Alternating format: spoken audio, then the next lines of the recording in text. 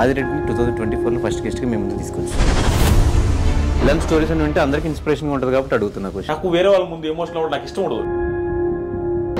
సింధనూరు అనే ఊర్లో నేను ఎలక్ట్రికల్ ఇంజనీర్ అయి ఉండి పరిస్థితి బాగాలేక సివిల్ ఫీల్డ్లో సివిల్ ఇంజనీర్ యాక్టింగ్ చేస్తూ తార్ రోడ్ల దగ్గర బాధ నాది ఒకటే కాదు, మా చెల్లెళ్ళు బ్లైండ్, మా చెల్లికి కనిపించదు, మా చెల్లి పెళ్లి చేసుకొని అంటుంది. ఫైనాన్షియల్గా బీభత్సమైన ప్రాబ్లమ్స్లో ఉంది, పీక్ ప్రాబ్లమ్స్. 11 లక్షల చిల్లర బ్యాంకులో లోన్స్ ఉన్నాయి మా నాన్నకి. నాకు పిల్లని ఎవరు ఇచ్చేవాళ్ళు లేరు బ్రో. ఎందుకు సంపాదించట్లేదని మా అమ్మ సూసైడ్ చేసుకున్న ఇంటికి ఎవరైనా అంటే ఎందుకు సూసైడ్ చేసుకున్నదో, ఎన్ని ప్రాబ్లమ్స్ ఉన్నాయి, ఆ ఇంటికి మళ్ళీ కోడలు ఎవరైనా ఇవ్వాలనుకుంటారా? అలాంటి సిచ్యువేషన్ లో ఉన్నాను. నాకు పెళ్లి తాట మా ఇంట్లో లేదు, నాకు లేదు. ప్లస్ అప్పుడు నేను అందరికి ఏమి చెప్పలేని పొజిషన్. ఆ టైంలో వెనక ముందు ఆలోచించుకుంటే అంటే ఇంకా లిటరల్ గా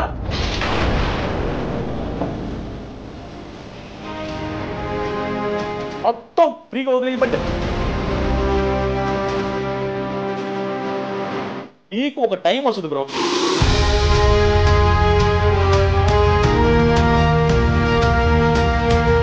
₹70,000 ఫస్ట్ ఇయర్ నాకు వచ్చిన రెవెన్యూ. మా అక్క కూడా హోప్ వచ్చింది 70,000 సంపాదించాలని. అక్కడ స్టార్ట్ అయిన నా journey last Bigg Boss reviews లో ఒక మంత్ 39 లక్షలు మీరు ఆల్రెడీ చూసింటారు. అక్కడ దాకా వచ్చింది. నేను ఈ వీడియోలో ఇవి చెప్పేది పొగరుగా చెప్పట్లేదు బ్రో. కొంతమంది జెన్యూన్ గా చెప్తున్నాను.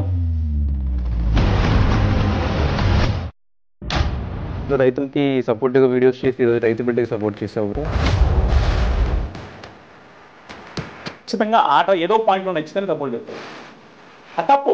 ప్రశాంత్ చేసిన మిస్టేక్ అని ప్రశాంత్ కూడా యాక్సెప్ట్ చేస్తారు, శివాజీ గారు చెప్పారు, పోలీసులు చెప్పారు. అంటే ఒక రివ్యూవర్కి ఎవరికి సపోర్ట్ చేయని ఆదిరెడ్డి కౌశల్ టైంలో కౌశల్ ఆర్మీకి చేయడం, కౌశల్ కోసం 2K రన్ చేయడం, ఇదంతా ఏంటి?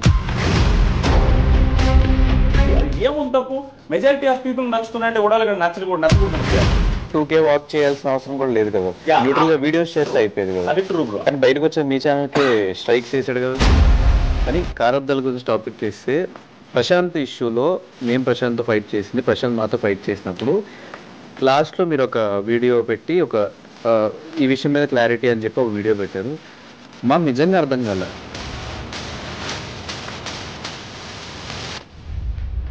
ఈ బిగ్ బాస్ నుంచి బయటకు వచ్చాక ఫేమ్ ఎందుకు నిలబెట్టుకోలేకపోతున్నారు కంటెస్టెంట్స్? నాకు అనిపించింది జెన్యూన్ చెప్పమంటారు. చెబితే ఓవర్ అనుకుంటారేమో. అందరూ చేస్తుంది, అందరూ కాదు 90% బిగ్ బాస్ కంటెస్టెంట్ బయటకు వచ్చి చేస్తుంది. యాంకర్ అది కేసు పెట్టాడు మీ మీద, రివ్యూస్ అందరి మీద పెట్టాడు, కానీ మీరు ఒక్కళ్ళు ఎందుకు సారీ చెప్పారు? యాంకర్ అది అంటే భయపడ్డారు.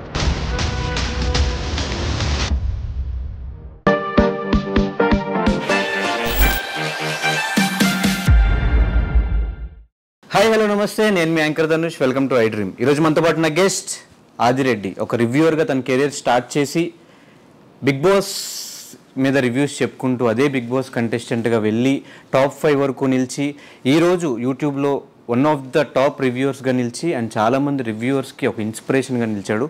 సో బిగ్ బాస్ హౌస్లో తన జర్నీ ఎలా అనిపించింది అండ్ అలాగే ఒక రివ్యూవర్గా ఒక యూట్యూబర్గా తన జర్నీ ఎలా ఉంది, అంటే ఈజీగా సక్సెస్ ఎవరికి రాదు, ఇంత సక్సెస్ రావడానికి బ్యాక్ సైడ్ ఉన్న స్టోరీ ఏంటి, ఇవన్నీ కూడా తన మాటలో తెలుసుకునే ప్రయత్నం అయితే చేద్దాం. అండ్ 2024లో నా ఫస్ట్ ఇంటర్వ్యూ ఇది.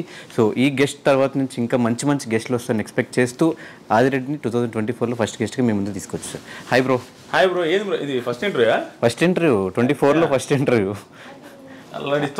అంటే ఒక రివ్యూవర్గా సక్సెస్ అయ్యో, ఒక బిగ్ బాస్ కంటెస్టెంట్గా సక్సెస్ అయ్యో, బయటకు వచ్చిన తర్వాత ఒక సెలూన్ పెట్టి బిజినెస్లో సక్సెస్ అయ్యో, ఇల్లు కొనుక్కుంటున్నావు, కార్లు కొనుక్కుంటున్నావు, ఇంత సక్సెస్ స్టోరీ ఉంది కాబట్టి ఏదైనా లక్ ఉందేమో అని చెప్పేసి ఫస్ట్ గెస్ట్గా నేను కూర్చోబెట్టడం జరిగింది. లక్ కాదు బ్రో, యాక్చువల్గా నేను ఏది నమ్ముతానంటే ఆ లక్ కూడా యాక్చువల్గా ఏంటంటే నా లైఫ్ది నేను చూసిన తర్వాత నేను నమ్మేది ఏంటంటే ప్రతి మనిషికి ఒక పర్టికులర్ టైం ఒక పాయింట్లో మనది టర్న్ అవుద్ది, ఆ తర్వాత ఎవడు ఆపలేడు.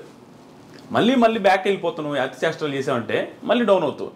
కానీ నాకు వచ్చిన పర్టికులర్ టర్నింగ్ పాయింట్ ఎక్కడంటే బిగ్ బాస్ రివ్యూస్ చేయడం బ్రో. ఎంత కామెడీ బ్రో. జీవితంలో ఎవడైనా బిగ్ బాస్ షోని చూసి మళ్ళీ చెబితే దానివల్ల లైఫ్ సెటిల్ అయిపోద్దని ఊహించలేం.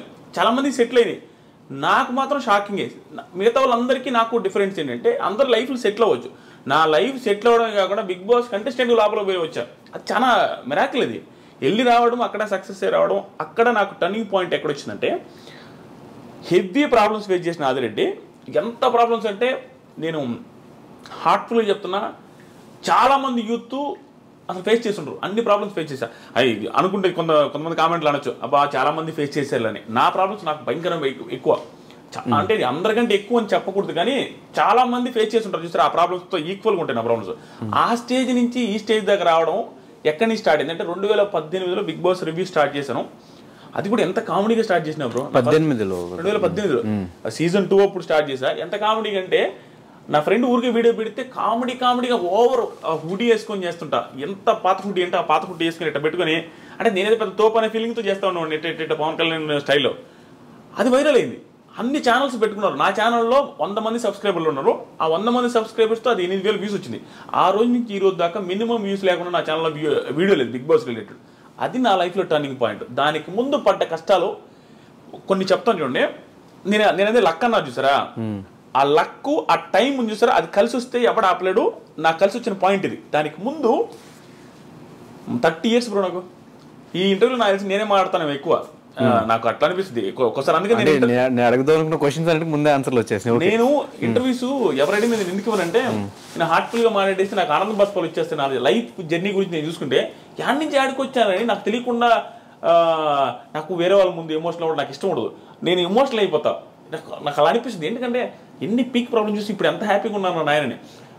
ఇప్పుడు 30 years ఉన్నాయి బ్రో. ఎవ్వడు ఆర్డినరీ పర్సన్ ఎవరైనా కంపేర్ చేసుకోవచ్చు. నాది ఇప్పుడు 2018లో 30 years, 2018లో 30 కాదు, 2018లో నాకు 28 ఏమో. నా పెళ్ళి 8 ఏమో 30 years. ఓకే. సో 30 years వరకు నేను 29 years వరకు నేను సెటిల్ అవ్వలేదు. సెటిల్ ఇన్ ద సెన్స్ ఏమీ లేదు నా లైఫ్లో. మా ఒక సింధనూరు అనే ఊరు ఉంటుంది, నేను ఇది ఎక్కడ చెప్పలా. నేను ఎలక్ట్రికల్ ఇంజనీర్. కొన్ని నేను చెప్పలేను, మరి ఓవర్ డ్రామాటిక్గా ఉంటుంది నా లైఫ్ స్టోరీని. కొన్ని చెప్పను, ఈరోజు కొన్ని చెప్పలేను. కానీ ఎందుకు చెప్పాలి అంటే ఆడియన్స్లో మీరు రివ్యూ స్టార్ట్ చేసిన తర్వాత మిమ్మల్ని చూసి ఓకే ఇలా కూడా సంపాదించేసి డబ్బులు అని చెప్పి యూట్యూబ్లో చాలామంది రివ్యూ స్టార్ట్ చేసిన వాళ్ళు ఉన్నారు. వాళ్ళు సక్సెస్ అయ్యి వాళ్ళ లిమిట్లో వాళ్ళు సంపాదించుకుంటున్న వాళ్ళు కూడా ఉన్నారు. కాబట్టి ఇలాంటి స్టోరీస్ అని వింటే అందరికీ ఇన్స్పిరేషన్గా ఉంటుంది. కాబట్టి అడుగుతున్నా క్వశ్చన్. సింధనూరు అనే ఊర్లో నేను ఎలక్ట్రికల్ ఇంజనీర్ అయి ఉండి పరిస్థితి బాగాలేక సివిల్ ఫీల్డ్లో సివిల్ ఇంజనీర్ యాక్టింగ్ చేస్తూ తార్ రోడ్ల దగ్గర ఇలా పెట్టి ఆ మీటర్ ఉంటుంది, ఓన్లీ సివిల్ ఇంజనీర్స్ కంపేర్ చేసుకోవచ్చు, వాళ్ళకి అర్థమవుతుంది ఎన్ని సెంటీమీటర్స్ తారు వచ్చిందని ఇటు చూడాలి ఉంగి. అది చేసేవాడు నేను. మొత్తం నల్లగా అయిపోయి తార్ రోడ్డు ఇక్కడ 13,000 14,000 ఇచ్చేవాళ్ళు. అక్కడ పని చేస్తున్నప్పుడు అక్కడ చిన్న రూమ్ ఇస్తారు మాకు. ఆ రూమ్లో ఉన్నప్పుడు మా నాన్న ఒకరోజు కాల్ చేసిండు, బాధపడతా. అప్పుడు పోయి పొజిషన్ చాలా బ్యాడ్గా ఉండేది అనమాట. ఎట్టొకటి చేసుకోరా, సెటిల్ అవ్వరా, నువ్వు నీది ఒకటే నాకు బాధ. ఎందుకంటే బాధ నాది ఒకటే కాదు, మా చెల్లెళ్ళు బ్లైండ్, మా చెల్లికి కనిపించదు, మా చెల్లి పెళ్లి చేసుకొని అంటుంటుంది, అదొక పక్క మా నాన్నకి బాధ ఉంది. ప్లస్ మా మదర్ సూసైడ్ చేసుకొని చనిపోయి ఉన్నారు, అదొక బాధ ఉంది. ఫైనాన్షియల్గా బీభత్సమైన ప్రాబ్లమ్స్లో ఉంది, పీక్ ప్రాబ్లమ్స్. 11 లక్షల చిల్లర బ్యాంకులో లోన్స్ ఉన్నాయి మా నాన్నకి. నాకు తెలుసు, నేను రాజకీయాలు పెద్ద కాన్సన్ట్రేట్ చేయను కానీ ప్రతిసారి ఎలక్షన్లకు ముందు ప్రతిసారి దేవుడిని మొక్కునేది తెలుసు. ఒకప్పుడు మా నాన్న మా అకౌంట్లో అదే మా లోన్స్ ఏదైతే ఉంటాయో చూస్తారు అగ్రికల్చర్ లోన్స్, అవి అయితే వెళ్ళిపోవాలా. అది ఎవడు హామీ ఇస్తే వాళ్ళు గెలవాలని కోరుకునేది. చాలా మంది ఇచ్చారు అట్లాంటి హామీలు. ఈసారి అగ్రికల్చర్ లోన్స్ మొత్తం పోతాయి, వాళ్ళు ఇచ్చారు వీళ్ళు ఇచ్చారు, అన్ని ఈ గవర్నమెంట్ ఇచ్చింది, ఆ గవర్నమెంట్ ఇచ్చింది.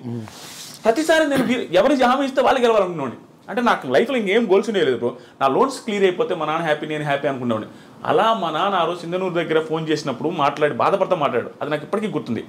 ఆ రోజు నుంచి మళ్ళీ ఆ 30 ఏళ్ళు అని చెప్పేసి పెళ్ళి అయ్యే రోజు వరకు నాకు పిల్లని ఎవరు ఇచ్చేవాళ్ళు లేరు బ్రో. అంటే ఇంకా నా పెళ్లి గురించి టాకే వచ్చేది లేదు మా ఇంట్లో.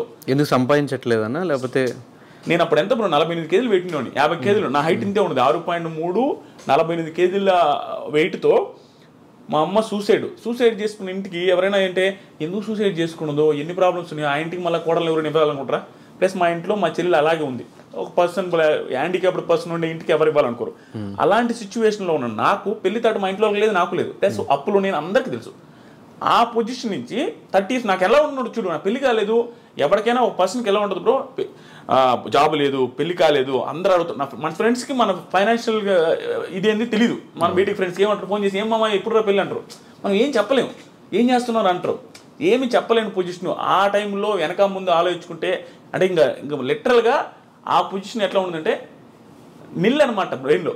అంటే ఇంక మనకు ఆలోచించడానికి కూడా ఎట్టబోతే అట్ట వదిలేసిన, అసలు మొత్తం ఫ్రీగా వదిలేయబట్టే బిగ్ బాస్ రివ్యూ చేసిన కామెడీగా. అంటే నీకు ఒక టైం వస్తుంది బ్రో, నేను కాన్సన్ట్రేట్ చేసి నా లైఫ్ని నా కెరీర్ టర్న్ అవ్వాల. నోటుకు వచ్చినట్టు వదిలేస్తే కెరీర్ ఒక మలుపుకి వచ్చింది. అలా కామెడీగా చేసిన బిగ్ బాస్ రివ్యూస్. ఆ తర్వాత నాకు తెలియదు అసలు బిగ్ బాస్ రివ్యూస్ చేస్తే డబ్బులు వస్తాయని కూడా. 30,000 సబ్స్క్రైబర్స్ ఎంతో మానిటైజ్ చేశారు. అప్పటి నుంచి డబ్బులు స్టార్ట్ అయ్యాయి. 70,000 రూపీస్ ఫస్ట్ ఇయర్ నాకు వచ్చిన రెవెన్యూ. 70,000 రూపీస్ వస్తే మా అక్క నాతో అనేది భయంకరమైన ప్రాబ్లమ్స్ చూస్తున్నాం. మా అక్క కూడా దగ్గరుండి ఎప్పుడైనా వాళ్ళ ఇంట్లో పెట్టుకొని ఫుడ్ పెట్టి వాళ్ళ ఇంట్లో నన్ను బాగా చూసుకుంటున్నాను ఉండేవాళ్ళు. మా అమ్మ చనిపోయిన తర్వాత 70,000 వచ్చిన మా అక్క కాల్ చేసి ఏమన్నా తెలుసా, అమ్మయ్య ఇంకొక 1.5 లక్ష 2 లక్షలు చేసుకోరా మొత్తం, నీకు ఎట్ట కూడా పెళ్లి చేద్దాం, ఆ 2 లక్షలు ఇంకొక లక్ష ఎట్లా కూడా అప్పు చేసి నీ పెళ్ళి అయితే బాగుంటుందని అని. మా అక్క కూడా హోప్ వచ్చింది 70,000 సంపాదించినని. అక్కడ స్టార్ట్ అయిన నా జర్నీ లాస్ట్ బిగ్ బాస్ రివ్యూస్లో ఒక మంత్కి 39 లక్షలు మీరు ఆల్రెడీ చూసుంటారు. అక్కడ దాకా వచ్చింది. నేను ఈ వీడియోలో ఇవి చెప్పేది పొగరుగా చెప్పట్లేదు బ్రో. కొంతమంది జెన్యూన్గా చెప్తున్నాను. కొంతమంది ఫ్యామిలీస్ కానీ కొంతమంది ఫ్యామిలీస్లో ఉండే పేరెంట్స్ కానీ స్ట్రగుల్ని తీసుకోలేక సూసైడ్ తీసుకుంటారు. ఎగ్జాంపుల్ మా మా మదర్కి పీక్ ప్రాబ్లమ్స్. మా ఇంట్లో అందరికీ ఏంటంటే ఆస్తులు ఉండేవి బ్రో. ఆస్తులు ఎలాంటి ఆస్తులు, మెట్ట ప్రాంతం అది. ఆస్తులు అయితే ఉంటాయి చెప్పుకోవడానికి, 8 ఎకరాలు 9 ఎకరాలు 10 ఎకరాలు అంటారు. కానీ అవి ఎవడు కొండవు దాంట్లో పంటలు పండవు. ప్లస్ పల్లెటూరులో ఉండేవాడు పీక్ ప్రాబ్లమ్స్ వచ్చినా అవి అమ్మడు. దానివల్ల ఆస్తులు కొంచెం ఉన్నప్పటికి కూడా ప్రాబ్లమ్స్ ఎప్పుడు ఉండే. చేతిలో డబ్బులు ఉండేది లేదు. బర్రెలు ఉంటాయి. బర్రెలు మొత్తం మా అమ్మాయి చూసుకుంటుంది. గెడ్డి మోపులు తెచ్చేది మా అమ్మాయి, వ్యవసాయం చేసేది మా అమ్మాయి, నిమ్మతోట ఉండేది అది కూడా పోయిందిలే. అక్కడికి పోయేది మా అమ్మాయి, మాకు వండి పెట్టేది మా అమ్మాయి, 4 పిల్లకాయలని. అన్నీ చూసుకునేసరికి మా అమ్మకి బాగా, మా అమ్మ కూడా హైట్ ఎక్కువ, సన్నంగా ఉండేది. అంత ప్రాబ్లమ్స్ ఫేస్ చేస్తే ఒకసారి హోటల్ ఉండేది మాకు. ఎంత ప్రాబ్లమ్స్ అంటే ఒకసారి ఊహించుకుంటేనే అంటే నేను పేరెంట్ అయిన తర్వాత మా ఇంట్లో వాళ్ళు ఎంత స్ట్రగుల్ అయి ఉంటారో మా అమ్మ అనిపిస్తుంది. మా వైఫ్ని చూసిన తర్వాత హోటల్ ఉండేది, చిన్న హోటల్, ఊర్లో రేకుల షెడ్ వేసి ఒక హోటల్, మా సొంత ప్లేసే కాబట్టి అక్కడ పెట్టాము. బోండాలు, ఇడ్లీలు, పూరీలు అన్నీ చేసి మా అమ్మాయి పెట్టి మా అమ్మాయి వండి అందరికీ పెడతా ఉండేది. అవే డబ్బులు వస్తూ ఉండేవి. అప్పుడు మేము హ్యాపీగా ఉన్నాం. ఆ టైంలో ఆ హోటల్ పెట్టిన టైంలో మా మంచి సక్సెస్లో ఉండింది. ఓకే కొంచెం డబ్బులు చూస్తున్నాం. ఆ టైంలో నేను బీటెక్ జాయిన్ అవుతూ ఉండేది. జాయిన్ అయ్యి బీటెక్ కాలేజీకి పోయే ముందు రోజు బండలు దుడిచేది, ప్యాకెట్లు కట్టేది. నాకు ఇష్టం ఉండదు. ఎవరికి ఇష్టం ఉంటుంది బ్రో? బిల్డప్ ఇవ్వాలని ఎవరికైనా ఉంటుంది. మిడిల్ క్లాస్ పర్సన్ బిల్డప్ ఇస్తాం. బీటెక్ స్టూడెంట్ అంటే ఏమనిపిస్తుంది? సో బిల్డప్ ముందు అనుకునే వాళ్ళం. ఆ ప్యాకెట్లు కట్టుకుంటా అవి క్లీన్ చేసుకుంటూ ఉండేది. ఆ టైంలో మా అమ్మకు ఒకరోజు నేను పూరి చేస్తా, పూరి బాండలు మొత్తం కాళ్ళ మీద పడిపోయింది. వేడి ఆయిల్ డైరెక్ట్ పూరీలు చేస్తూ ఉంది. అది స్లిప్ అయి పడిపోతే ఆ పడ్డ కాళ్ళంతా కాలిపోయింది. ఎగిరొచ్చి ముఖం మీద అంతా పడ్డాయి. మొత్తం ముఖం కాలింది, కాళ్ళు కాలి. మా అమ్మ ఆల్మోస్ట్ 3-4 నెలలు బెడ్ రెడ్. అక్కడి నుంచి అంటే ఆ రోజు నుంచి మా అమ్మకి మొత్తం టర్న్ అయింది. అంటే ప్రాబ్లమ్స్ ఏమి ఎక్కువ ఉన్నాయి, లోన్స్ ఏమి ఎక్కువ ఉన్నాయి, మా చెల్లెళ్ళది ఒక బాధ, ప్లస్ మా నాన్న పెద్దగా వర్క్ చేయడు, నాదొక బాధ, నాకు జాబ్ లేదు, ఇవన్నీ బాధలు పెట్టుకొని ఆ టైంలో మా అమ్మ ఏమనిపిస్తుందంటే ఈ పెయిన్స్ ఎక్కువ ఉండేవి, బ్యాక్ పెయిన్ ఎక్కువ వచ్చేది, ఈ ఆయిల్ పట్ట మంటలు ఎప్పుడు ఉండేవి.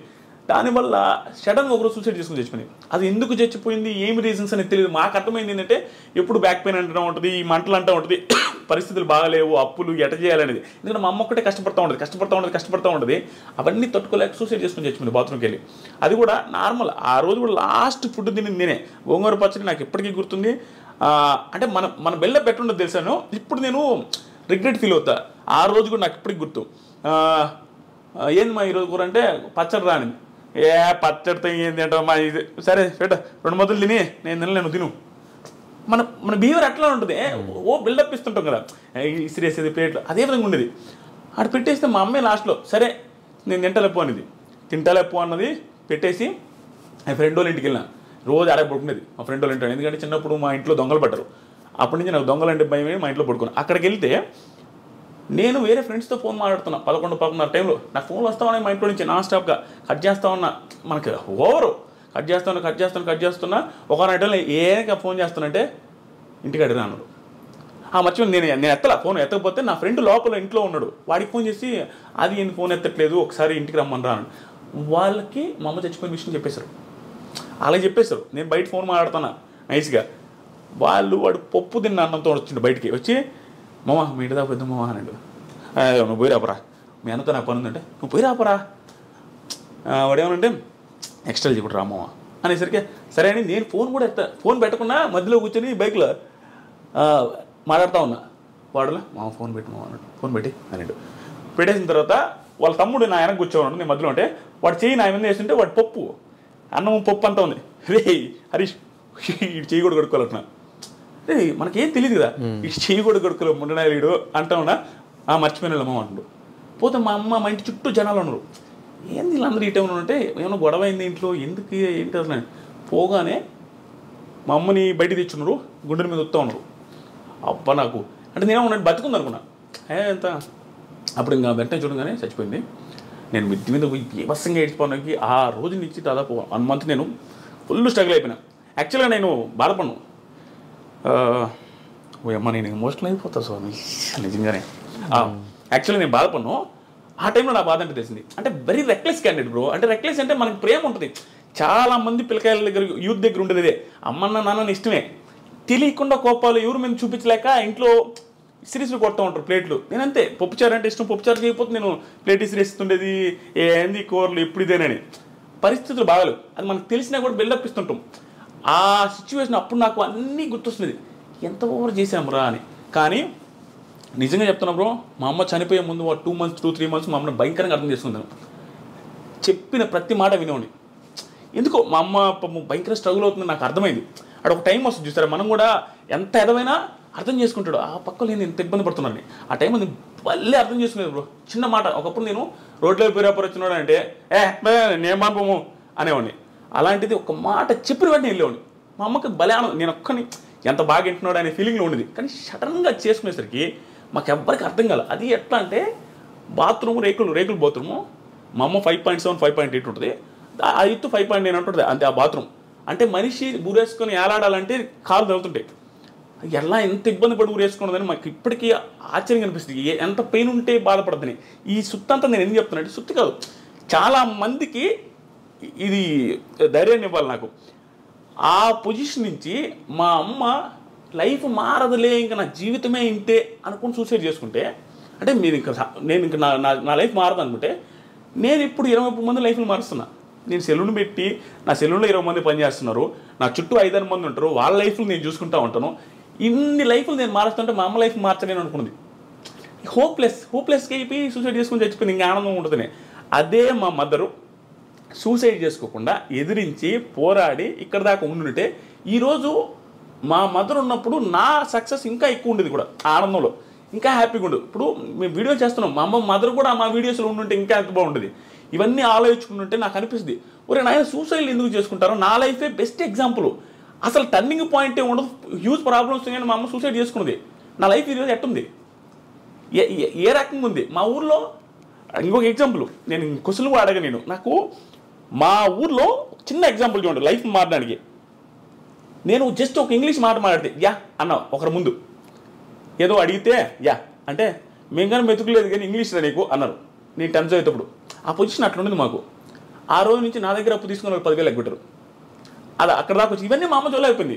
ఇప్పుడు ఇంట్లో వాళ్ళకి ఎట్ట బ్రో, పల్లెటూరు ఆడవాళ్ళకి ఎట్ట, మా కొడుకు 30,000 శాలరీ అయితే 50 చెప్పుకుంటారు, అదే వాళ్ళకి ఆనందం. ఇవన్నీ మా అమ్మ చూడలేకపోయింది. ప్లస్ బంగారం ఉండేది లేదు, ఏ పెళ్ళిళ్ళకి పోయినా మా అత్తోళ్ళ దగ్గర తీసుకుని పోయేది. ఆ పొజిషన్ నుంచి ఈరోజు ఏమైనా కొనిచ్చే పొజిషన్ చూడలేకపోయింది. అందుకని ఆవేశపడకూడదు మనిషి. ప్రతి ఒక్కడికి నేనే సక్సెస్ అయినా బ్రో, నా దగ్గర టాలెంట్ లేదు, నేను జెన్యున్గా ఒప్పుకున్నా, నా దగ్గర ఏ టాలెంట్ లేదు, మాట్లాడతా అంతే, ఏది హార్ట్ఫుల్గా మాట్లాడతా, ఏది అనిపిస్తే అది మాట్లాడతా. టాలెంట్ లేని నేనే పెద్దగా చదివాను కూడా కాదు, ఓకే ఏదో వచ్చాయి.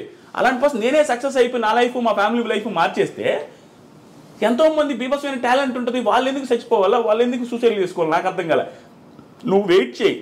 బిగ్ బాస్ తుప్పాస్ బిగ్ బాస్ చాలా మంది ఆ షోని తిట్టుకుంటూ ఉంటారు, ఇప్పుడు తెలియదు ఉంది అది ఒక షోనా అంటారు.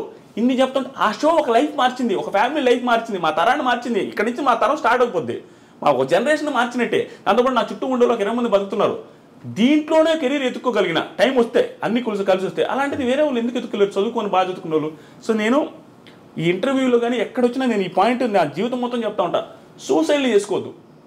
ఏ లైఫ్ ఏ టైంలో నీకు రోడ్డు మీద 1 కోటి రూపాయలు దొరుకుతుందో తెలియదు. నీకు ఏ పిల్ల నిన్ను నచ్చి ఆ పిల్లకి 100 కోట్ల రూపాయలు నీకు తెలియదు. నీకు ఎక్కడైనా చేంజ్ అయిపోవచ్చు, నీ లైఫ్ మొత్తం డిజాస్టర్ నుంచి హై క్లాస్లోకి వెళ్ళిపోవచ్చు. ఆ హోప్ ఉంచుకోండి, ఎవడు చచ్చిపోవద్దు. నీకు నిజంగా చచ్చిపోవాలనిపిస్తే, నీకు అసలు నీ పరిస్థితి బాగాలేదంటే ఆకలితో చచ్చిపోయి కావాలంటే ఇది వెయిట్ చేయి లాస్ట్ రోజు దాకా ఏది దొరకపోవచ్చు, నువ్వు ఎట్టగా చచ్చిపోతావు. అంటే నీకు నువ్వు చచ్చిపోవాల్సిన అవసరం లేదు, నువ్వు తట్టుకోలేకపోతే అది ఆటోమేటిక్గా అయిపోద్ది. చచ్చిపోవద్దు, అది నేను అనుకునేది. ఆ పొజిషన్ నుంచి ఈ పొజిషన్ దాకా వచ్చి చూసారా, నేను ప్రతిసారి చాలామందికి చెప్పేది అంటే, నేను నా ప్రాబ్లమ్స్ ప్రతిసారి చెప్తుంటా. ఎందుకు తెలుసా, నాకు ఇప్పుడు ప్రాబ్లం ఉంది నేను చెప్పట్లా. నేను డైరెక్ట్గా చెప్పే కదా 33 లక్షలు ఒక నెలలో వచ్చినాయని. నాకు ప్రాబ్లం లేవు, సింపతి కాదు ఇది. నాకు ఒకప్పుడు ప్రాబ్లమ్స్ ఉన్నాయి, ఇప్పుడు లేవని చెప్తున్నా. ఇది ఇన్స్పిరేషన్గా ఉంటుంది, జనాలు చూసేవాళ్ళకి అనే ఉద్దేశంతో చెప్తుంటా. ఎందుకంటే చూసేవాడికి ఒకటి, మరి వాడి పొజిషన్ ఆ రోజు ఇంత బ్యాడ్ అంటారా, మంది అంత బ్యాడ్ కూడా లేదు. ఇప్పుడు ఆడి లైఫే మారింది, మన లైఫ్ ఎందుకు మారదురా, ఎందుకు మనం చచ్చిపోవాలనే ఆ హోప్ రావాలి జనాలలో. సూసైడ్ చేసుకునే అంత ఎదవలు లేరు. మా అమ్మని ఇప్పటికీ మా ఊర్లో తిడతారు, ఎదవగాపోతే ఆ రోజు సూసైడ్, ఆ పిల్ల ఆ ఎదవగాపోతే అటు చచ్చిపోకుండా ఈ రోజు బంగారం ఉండి కదనే ఆవేశపడి ఆ పిల్ల అటు చేసుకుంది కానీ మా అమ్మల్ని తిట్టా ఉంటారు అందరూ. అంతే కదా, చాలా ఇది బ్రో ఇవన్నీ. కానీ పర్ఫెక్ట్ ఎగ్జాంపుల్ 28 సంవత్సరాలకి ఒక రూట్ ఎంచుకుని సక్సెస్ అవ్వడం అంటే చిన్న విషయం కాదు. కానీ ఇన్ని రూట్స్ ఉండగా అంటే రివ్యూస్ చెప్పాలి అని థాట్ వస్తే సినిమాల మీద చెప్పొచ్చు, పొలిటికల్గా చెప్పొచ్చు. అప్పటికి పొలిటికల్ రివ్యూస్, సినిమా రివ్యూస్ ఇవన్నీ ఇండస్ట్రీలో ఉన్నాయి. ఇవేం కాదని బిగ్ బాస్ అనే షో మీద ఫస్ట్ టైం రివ్యూ చెప్పింది మీరే అనుకుంటా తెలుగు. అంతకుముందు నేను అది కూడా నేను చెప్తాను కదా, అంతకుముందు దిస్ ఈజ్ ఫనీ అని ఉంటాడు. దిస్ ఈజ్ ఫనీ అతను చూసి నేను రివ్యూ స్టార్ట్ చేసింది. అతను ఏదో లైవ్ చేస్తూ ఉంటే నాకు 3-4 వేల మంది చూస్తాం, అది చూసి ఇతను ఎవరు స్వామి ఇంతమంది ఫ్యాన్స్ అనుకుని కామెడీగా మా ఫ్రెండ్తో చెప్తాను, ఇతను ఎవరు ఆయన కూడా బిగ్ బాస్ రివ్యూ చేసావు. మా ఫ్రెండ్తో అన్న ఇతను వీడియోలు ఏందని ఇంతమంది చూస్తున్నాయంటే మామూలుగా అంటగా వాడేందన్న చేసేదే మనం చేయలేమా, వాడు బిల్డప్కి మావాడు నువ్వు కూడా చేయన్నా అని చెప్పి వీడియో పెట్టా చేసిన, అది సక్సెస్ అయింది. ఆ నుంచి వచ్చింది. నేను చెప్పింది అదే బ్రో, విషయం కాదు, తెలియకుండా నీకు ఒకటి వస్తుంది. ఆ టైము నాకు వచ్చింది అంతే, నా టాలెంట్ కాదు. అందుకని చెప్తాను, ఎవరికైనా ఒక టైం వస్తుంది. సో బిగ్ బాస్ రివ్యూస్ ఎందుకు చేసిన అంటే, నేను ఫస్ట్ యూట్యూబ్ ఛానల్ పెట్టి స్టార్ట్ చేసిన రైతుల గురించి వీడియోలు, రైతుల లాసులు కష్టాలు ఏంది, మీరేమో రైతులు అంటుంటే మీరు శ్రీరెడ్డి ఆవిడ వీడియోలు ఎక్కువ వేసుకుంటున్నారు, ఇంటర్వ్యూలు ఆవిడే వస్తున్నాయి, అప్పుడు ఫేమస్ ఆవిడ, ప్రతి ఒక్కటి కాంట్రవర్షియల్ భలే ఉండేది వ్యూస్. అట్లా ఉన్నారు, రైతులు ఊరు పట్టించుకోలేదని ఆ వీడియోలు చేస్తే ఊరు చూసేదిలే, బిగ్ బాస్ గురించి చూడకుండా అందరూ చూసారు. ఇంకా అందుకని బిగ్ బాస్ చేస్తాం. ఇప్పుడు ఏది వస్తే అదే చేస్తాం, డబ్బులు వస్తే ఏం తెలియదు. తర్వాత వచ్చినాయి 70,000 వచ్చినాయి, నెక్స్ట్ ఇయర్ 1,80,000 వచ్చినాయి, ఆ తర్వాత ఇంకొంచెం ఎక్కువ వచ్చింది, ఆ తర్వాత ఇంకొక ఎక్కువ వచ్చింది, తర్వాత బిగ్ బాస్కి వెళ్ళాం, తర్వాత ఇక్కడ దాకా వచ్చాం. ఆ టైంలో రైతులకి సపోర్ట్గా వీడియోస్ చేసి ఈరోజు రైతు బిడ్డకి సపోర్ట్ చేసావు బ్రో. అట్లేం కాదు బ్రో, అట్లే అనుకోవచ్చేమో. కానీ రైతు బిడ్డకి సపోర్ట్ అంటే బ్రో ఒక్కటి చెప్తా, రైతు బిడ్డ అయినా ఇంకొకరి బిడ్డ అయినా డాక్టర్ అయినా ఎవరైనా ఆడితేనే సపోర్ట్ చేస్తారు జనాలు తంగలు కాదు, ఖచ్చితంగా ఆట ఏదో పాయింట్లో నచ్చితేనే సపోర్ట్ చేస్తారు. నచ్చకుండా అసలు ఓటు వేయాలంటే హాట్స్టార్ ఓపెన్ చేసి ఎవరికి ఓపిక ఉండదు.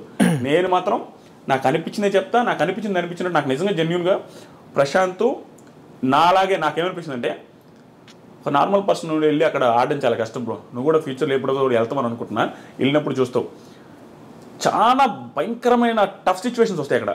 తెలియకుండా ఈజీగా అనిపిస్తుంది, అమ్మాయి ఏంద్రా ఫుడ్ ఉండదు, నిద్ర ఉండదు, ఆడల ముందు గుడ్లు మార్చుకోవాలా, ఇవన్నీ చాలా ఇబ్బంది. ఏంది బ్రో పొల్లు అనుకుంటుంది ఆడల ముందు, ఎంత గలీజ్గా ఉంటుంది. అమ్మాయిలు అందరూ అందంగా ఉండే వాళ్ళు ఉంటారు, ఈడ వాళ్ళ ముందు పొల్లు అనుకుంటా ఉండాలి.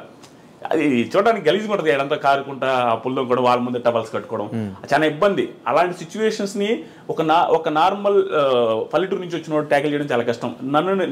నన్ను ప్రశాంత్లో చూసుకుని నేను ప్రశాంత్ కూడా అదే సిచ్యువేషన్ ఉన్నది, చాలా ఇన్ఫీరియారిటీ ఉంటుంది, తెలియకుండా వీళ్ళందరూ క్లాస్కి ఉన్నారని. ఆ సిచ్యువేషన్ నుంచి ఏ టాస్క్ బ్రో నువ్వే చెప్పు, జెన్యూన్గా చెప్పు, ప్రశాంత్ ఏ టాస్క్ ఆడలేదు చెప్పు, ఆడలేదా? టాస్క్లు ఆడాడు. తర్వాత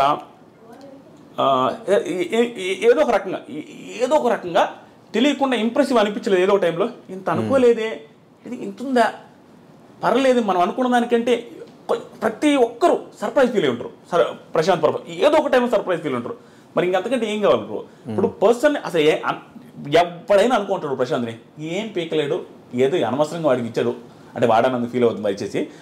జనాలు అనుకునేది అనవసరంగా ఈ పిల్లడికి ఇచ్చారే, ఏం చేసేది అనవసరంగా ఇచ్చారని అందరూ ఫీల్ అయి ఉంటారు స్టార్టింగ్లో. కానీ ఆ అనుకున్న వాళ్ళే ఒక టైంలో సర్ప్రైజ్ ఉంటారు మనోడి పర్ఫార్మెన్స్ చూసి. నాకు అలా నచ్చేది సపోర్ట్ చేశారు. సపోర్ట్ అంటే రోజు ఏం చేయలేదు, కానీ రివ్యూవర్స్ వల్ల జనాలు ఇన్ఫ్లుయెన్స్ అవుతున్నారు. రివ్యూవర్స్ హౌస్లో ఉన్నంత వరకు ఒకలా చెప్పిన తర్వాత బయటకు వచ్చాక వాళ్ళ బిహేవియర్ చేంజ్ అయినప్పుడు ఖచ్చితంగా రివ్యూవర్స్ అనే ఛాన్సెస్ ఉంటాయి కదా. ఉంటాయి. కానీ రివ్యూస్ అంటే ఏంది, మేము రివ్యూ చేసేది బిగ్ బాస్ షోని. సో మాకేం అవసరం బిగ్ బాస్ షో. ఇప్పుడు నా పక్కింటోడు 4 మర్డర్లు చేసిన బిగ్ బాస్కి వెళ్ళినా, మా ఇంట్లో వాళ్ళనే మర్డర్ చేస్తున్నా కూడా అంటే నేను బిగ్ బాస్ హౌస్కి పోతే వాడు బాగా ఆడితే సపోర్ట్ చేస్తా. వచ్చిన తర్వాత వాడు ఎలా ఉండో, వెళ్ళక ముందు ఎలా ఉండో నాకు సంబంధం లేదు, నాకే కదా ఏ రివ్యూర్ సంబంధం. షోలో ఎలా ఉందో అలా. షోలో ప్రశాంత్ బాగా ఆడాడు, శివాజీ గారు బాగా ఆడారు, పొగడతాం. ఇంకొకరు బాగా ఆడలేదు విమర్శిస్తామంటే ఏమి బీభత్సం ఏం కదా, అందరే చెప్తాం ఈరోజు బాగా ఆడలేదంటే బాగా లేదని చెప్తాం. సో స్టిల్ జనాలు మమ్మల్ని కూడా జడ్జ్ చేస్తారు.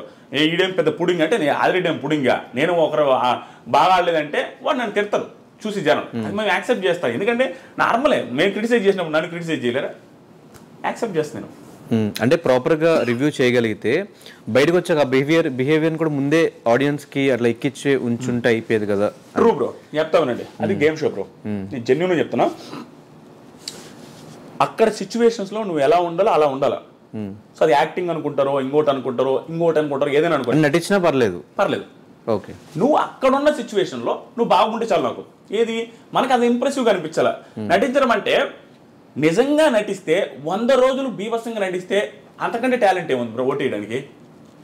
100 days ఎవడు బ్రో నటించగలుగుతాడు? అది హ్యూజ్ టాలెంట్. ఒక ఓటు వేయడానికి అదే ఆ టాలెంట్ సరిపోద్ది. 100 days నటించుంటే మీరు అన్నట్టు ఎవడో నటించలేడు.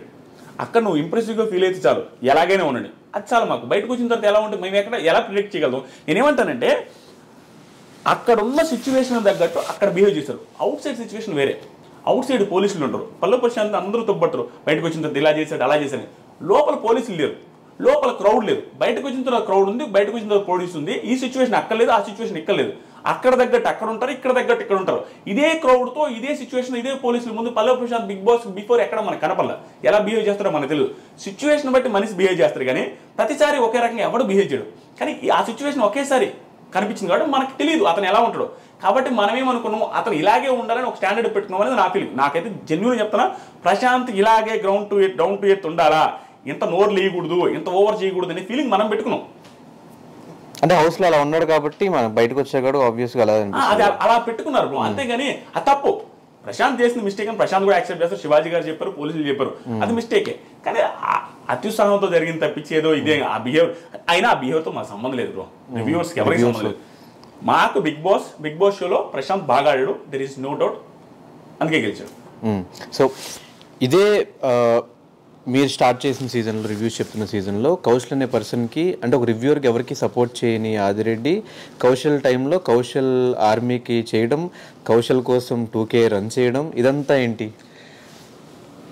అంటే అది ఆ టైంలో ఏమైనా పాపులారిటీ కోసం కౌశల్కి అంత పేరుంది కాబట్టి ఏదో మన పేరు కూడా వినిపిస్తుంది అలా ఏమన్నా? అలా ఏం కాదు బ్రో. రివ్యూస్ స్టార్ట్ చేసినప్పటి నుంచి నాకు జెన్యూన్గా ఇప్పుడు చెప్తున్నా, Kaushal one of the best contestants. ఎవరు అవునున్నా కాదన్నా కౌశల్ ముందే చెప్తాను, కౌశల్ గారి ముందే చెప్తాను. మొన్న కూడా అవార్డ్స్ ఫంక్షన్కి వెళ్ళినప్పుడు కూడా నేను ఆయన పేరు చెప్పాను. ఆయన పక్కన ఉన్నాడు, నేను ఆయన పెద్ద మాట్లాడుకునేది లేదు ఇప్పటివరకు. ఆయన ముందు ఏం చెప్పానంటే కౌశల్ అనే సీజన్ వల్ల నాకు పాపులారిటీ వచ్చింది, నాకు చాలా నేను సెట్ అవ్వడానికి one of the main reasons Kaushal అనే సీజన్, కౌశల్ గారు కూడా అని చెప్పా. ఇప్పటికీ ఆ గ్రాటిట్యూడ్ నాకుంది. నేను ఎప్పుడైనా కూడా కౌశల్ గారి గేమ్ని ఎవడు తప్పట్లేడు. కౌశల్ తోప్ కంటెస్టెంట్, అట్లానే గెలిచాడు. కాబట్టి నేను సపోర్ట్ చేస్తాను బ్రో. 85-80% పీపుల్ సపోర్ట్ చేశారు అక్కడ, యునానిమస్గా గెలిచాడు. దాంట్లో నేను సపోర్ట్ చేయకపోతే నేను ఏదైనా అవుతా. ఆయన సపోర్ట్ చేస్తుంది. జనాలు ఒకటి మిస్కన్సెప్షన్లో ఉన్నారు బ్రో.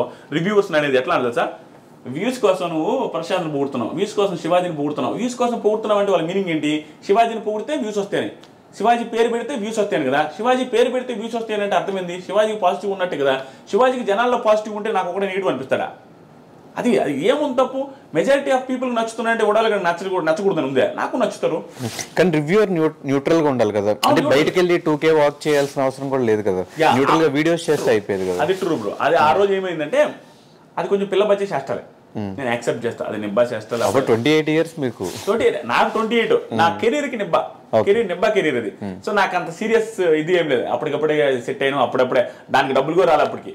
ఎందుకంటే మానిటైజ్ కూడా అప్పుడే ఛానల్ స్టార్ట్. నేను ఎప్పుడు సీజన్ మధ్యలో స్టార్ట్ చేశా, 70 రోజు 60 రోజు స్టార్ట్ చేసిన ఛానల్ని.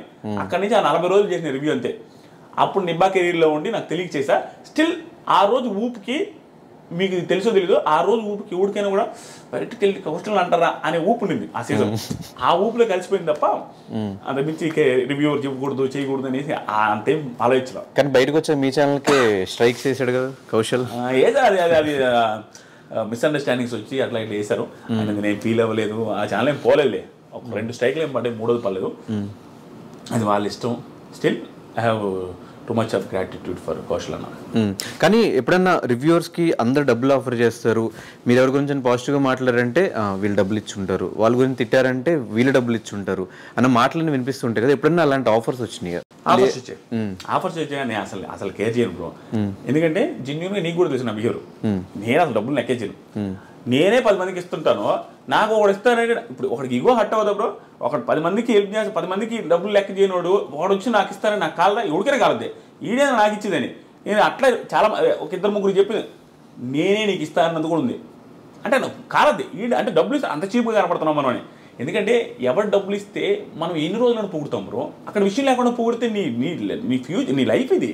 ఛానల్ ఎత్తేసి పోతావా? మన ఐ డ్రీమ్ ఛానల్లో ఒక డబ్బులు ఇస్తే వాడిని పూర్తిగా కూర్చుంటారు ఛానల్లో ఏముంటుంది ఇక అట్లా ఉండదు కదా. ఏదైతే అనిపిస్తుందో అది చెప్తేనే నీకు ఫ్యూచర్ ఉంటుంది. ఆడిచ్చే 20,000కి కంటెస్టెంట్కి ఎంత వస్తుంది బ్రో? పాపం వాళ్ళు ఎంత కెరీర్, ఇప్పుడు బిగ్ బాస్కి వెళ్తున్నారంటే కెరీర్ సెట్ కాని వాళ్ళు వెళ్తారు మోస్ట్లీ. అలాంటి వాడు డబ్బులు ఇచ్చి ఎంత ఇచ్చి కొంటాడంతే. ఒకటో ఎపిసోడ్లో పొగుడతాం, 100 ఎపిసోడ్లో పొగడగలుగుతామా? సో కరెక్ట్గా ఏ ఎపిసోడ్లో నెగిటివ్ చేస్తే వాడు అడగడా డబ్బులు తీసుకున్నావు నెగిటివ్ చేస్తామని? వాడికి ఏం సమాధానం చెప్పాలా? అది ఇంపాసిబుల్. ఎవరికి డబ్బులు ఇవ్వరు, ఏ రివ్యూలు డబ్బులు తీసుకొని రివ్యూ చేయరు. కానీ పర్సెప్షన్ వేరు ఉంటుంది. బిగ్ బాస్ షోనే 100 మంది 100 రకాలుగా కనపడుతుంది కాబట్టి ఆదిరెడ్డికి ఒక రకం కనపడుతుంది, దిస్ ఈజ్ ఫనీకి ఒక రకం కనపడుతుంది. కాబట్టి ఒక్కొక్కరు ఒక్కొక్క యాంగిల్ చెప్తారు.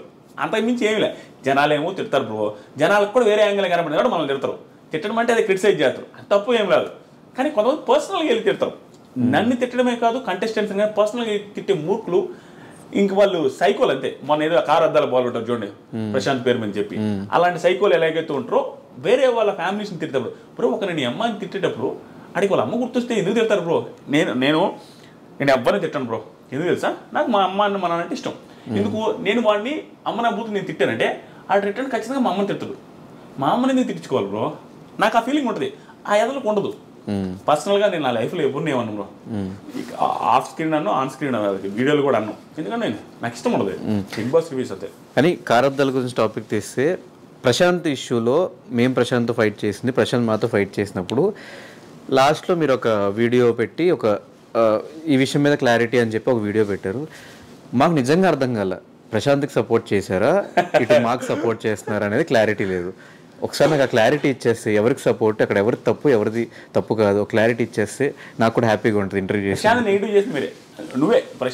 మేము ఎక్కడ చేసాం? మేము తన గేమ్ గురించి మాట్లాడి తను నెగిటివ్ చేసినట్టు. గేమ్ గురించి మేము ఎక్కడ మాట్లాడలేదు, స్టోరీస్ పెట్టాం, గేమ్ గురించి ఎక్కడ మాట్లాడాలి. మేము చెప్పింది మేము ఆ రోజు ఫీల్ అయిన విషయం చెప్పాం. ప్రశాంత్ జెన్యున్ గానే గేమ్ ఆడాడు కానీ ఆ రోజు మేము ఫీల్ అయిన విషయం మాత్రమే పెట్టాం. డైరెక్ట్ చెప్తాను, ఫీల్ అయ్యారు అన్నారు కదా, ఆ రోజు వీడియోలో కవర్ చేయలేదు. కానీ యాంకర్ శివబ్రో ఉన్నారు కదా యాంకర్, ఆయన బిగ్ బాస్ కంటెస్టెంట్, ఎంతమందికి ఇచ్చారు ఇంటర్వ్యూలో? ఆయన ఎవరికి ఇవ్వలేదు. మరి ప్రశాంత్ ఎందుకు ఇవ్వాలి? శివ ఇవ్వకపోయినా అడిగిన వాళ్ళందరికీ ప్రాపర్గా ఆన్సర్ చెప్పాడు. ఇప్పుడు ఇవ్వదలుచుకోలేదు, అగ్రిమెంట్ ఉందని కొంతమంది చెప్పాడు. అబద్ధమైనా అవ్వచ్చు, అగ్రిమెంట్ ఉందండి నేను ఇవ్వలేను అని చెప్పొచ్చు, లేకపోతే ఇంకోటి ఏమైనా చెప్పొచ్చు, రేపిస్తే ఎల్లుండిస్తే నెక్స్ట్ వీక్ ఇస్తుందని చెప్పొచ్చు. అంతేగాని మా పొలానికి రా ఇలాంటి మాటలేం శివ మాటలు. ఒకవేళ మాట్లాడే శివ అది కూడా తప్పే. ఓకే, నేను అదే చెప్పాను, డీలింగ్ నేను అది చెప్పాను. నేను కూడా నా వీడియోలో, నేను ఇప్పుడు ఆ వీడియో క్లారిటీ ఇస్తాను, నేను ఆ వీడియోలో కూడా చెప్పింది ఏంటి, ప్రశాంత్ మీడియా వాళ్ళు ఏదైనా నిజంగా ఏదో ఒక బూత్ తిట్టారనగా ఆ తిట్టునుంటే తప్పే అని చెప్పా. కానీ దానికి ప్రూఫ్ లేదు, నాకు ప్రూఫ్ ఉన్నట్టే మాట్లాడండి. అదేవిధంగా ఇది కూడా చెప్పాను, నేను న్యూట్రల్గా చెప్పాను, మీకు అనిపించవచ్చు, ఉన్నది చెప్పా. నీతో ఉన్న పరిచయానికి శివబ్రోతో ఉన్న పరిచయానికి వీళ్ళిద్దరు అంత ఓవర్ చేసి అంత చేసే మెంటాలిటీ కాదు. ఎందుకంటే నేను కూడా ఇంటర్వ్యూలో నేను ఏం చేయలేదు, ఈవెన్ యాంకర్ శివ కూడా అడిగాడు, నేను ఏం చేయలేదు. ఆయన మైండ్ సెట్ ముఖం మీద అట్లా అంటాడు. కానీ మరి గ్రడ్జ్ పెట్టుకుని ఒక ఇంటర్వ్యూ కోసం చేసి అంత చీప్ మెంటాలిటీ, ఎందుకంటే 2-3 సార్లు కలిసాను, నాకు తెలుసు. అదే చెప్పినా, ఉన్నది చెప్పినా కాబట్టి మీకు అనిపిలా Dhanush waste candidate, Shiva waste candidate అంటే మీకు బాగా అనిపించదు రివ్యూ. కానీ అది కాదు, కానీ నాకు ఆ వీడియో పర్టికులర్ ఆ వీడియో చూసిన తర్వాత ఆదిరెడ్డి ఏమన్నా రివ్యూస్ కూడా న్యూట్రల్గా చెప్తాడా, అటు కర్ర విరగకూడదు పాము చావకూడదు అనే సామెతను ఏమన్నా బాగా పట్టుకుని ఉన్నాడా అని ఒక అనిపించింది. నిజమేనా? అది నిజం కాదు బ్రో. ఏంటంటే ఎవరు అవుదన్నా కాదన్నా అంటే నేను ఓవర్గా చెప్పుకునేది ఏం లేదు. నేను అసలు ఎప్పుడు చెప్పుకోను. నేను ఎప్పుడైనా నా దగ్గర టాలెంట్ లేదని చెప్తాను, నాకంటే బాగా రివ్యూస్ చెప్పుకోవాలని చెప్తాను. కానీ నా అదృష్టం కొద్దీ జనాలు అభిమానిస్తున్నారు కాబట్టి టాప్ రివ్యూ ఛానల్ ఎక్కువ వ్యూస్ వచ్చేది మందే. సో నా రివ్యూస్ని అందరూ చూస్తుంటారు కాబట్టి ఏది మిస్ చేసినా నన్ను వేసుకుంటారు. అది తెలుసు కాబట్టి నేను ఏది మిస్ చేయను. అది ఏది మిస్ చేయకుండా చెబుతున్నప్పుడు ఏమనిపిస్తుంది అంటే అన్ని యాంగిల్స్ కవర్ చేయడం వల్ల న్యూట్రల్ అనిపిస్తుంది. ప్లస్ కర్ర విరగదు పాము జావదన్న ఫీలింగ్ వస్తుంది. దానికి నేను ఏం చేయమంటారు, నేను అన్ని యాంగిల్స్ కవర్ చేస్తా, రెండు వైపులా మాట్లాడతా. సో ఓవరాల్గా ఈ సీజన్ 7 రివ్యూస్ ఎలా అనిపించినాయి బ్రో? మొత్తం డ్రామా, మొత్తం బిగ్ బాస్ అయ్యేంత వరకు ఒక డ్రామా, అయిన తర్వాత ఇంకో డ్రామా, అదే అడదాం అనుకున్నా బ్రో. నాకు రివ్యూస్ వచ్చారు బ్రో. సింపుల్గా ఈ 6 సంవత్సరాల రివ్యూస్ 6 సీజన్ రివ్యూస్కి నాకు వచ్చిన 3 లక్షల సబ్స్క్రైబర్లు అయితే ఈ సీజన్గా 3 లక్షల కంటే ఎక్కువ వచ్చారు సబ్స్క్రైబర్లు. ఈ 6 సీజన్స్ మొత్తం మీద వచ్చిన డబ్బులకి ఈ సీజన్ అంత డబ్బులు వచ్చినాయి. ఒక్క స్టేట్మెంట్స్ చెప్పినాయి. అది చాలా హ్యాపీ నాకు. దాని వరకు అంతే స్ట్రగుల్ ఉంది, అంతే కష్టం ఉంది. అది అంత పక్కన పెడితే మీరు అడిగారు చూసారా డ్రామా అని, సీజన్ మొత్తం మీద జరిగింది గుర్తుండదు ఎవరికి. ఈ డ్రామా లైఫ్ లాంగ్ గుర్తుండిపోద్ది. ఏదైతే ఆ drama in the sense Prashant ఏదో చేసిన డ్రామా అని కాదు, ఆ సిచ్యువేషన్ డ్రామా అంటున్నా. ఆ పోలీసులది కానీ, ఆ కేసు కానీ, ఆ హంగామా కానీ, సోషల్ మీడియాలో హైప్ అయింది కానీ అది అందరికీ గుర్తుండిపోద్ది. ప్రశాంత్ వాళ్ళ ఫ్యామిలీకి జీవితాంతం అది గుర్తుంటుంది, చూసే ప్రేక్షకులకు గుర్తుంటుంది. కానీ ఏంటంటే దాన్ని అది ప్రశాంత్కి పాజిటివ్ ఇప్పుడు నా దృష్టిలో.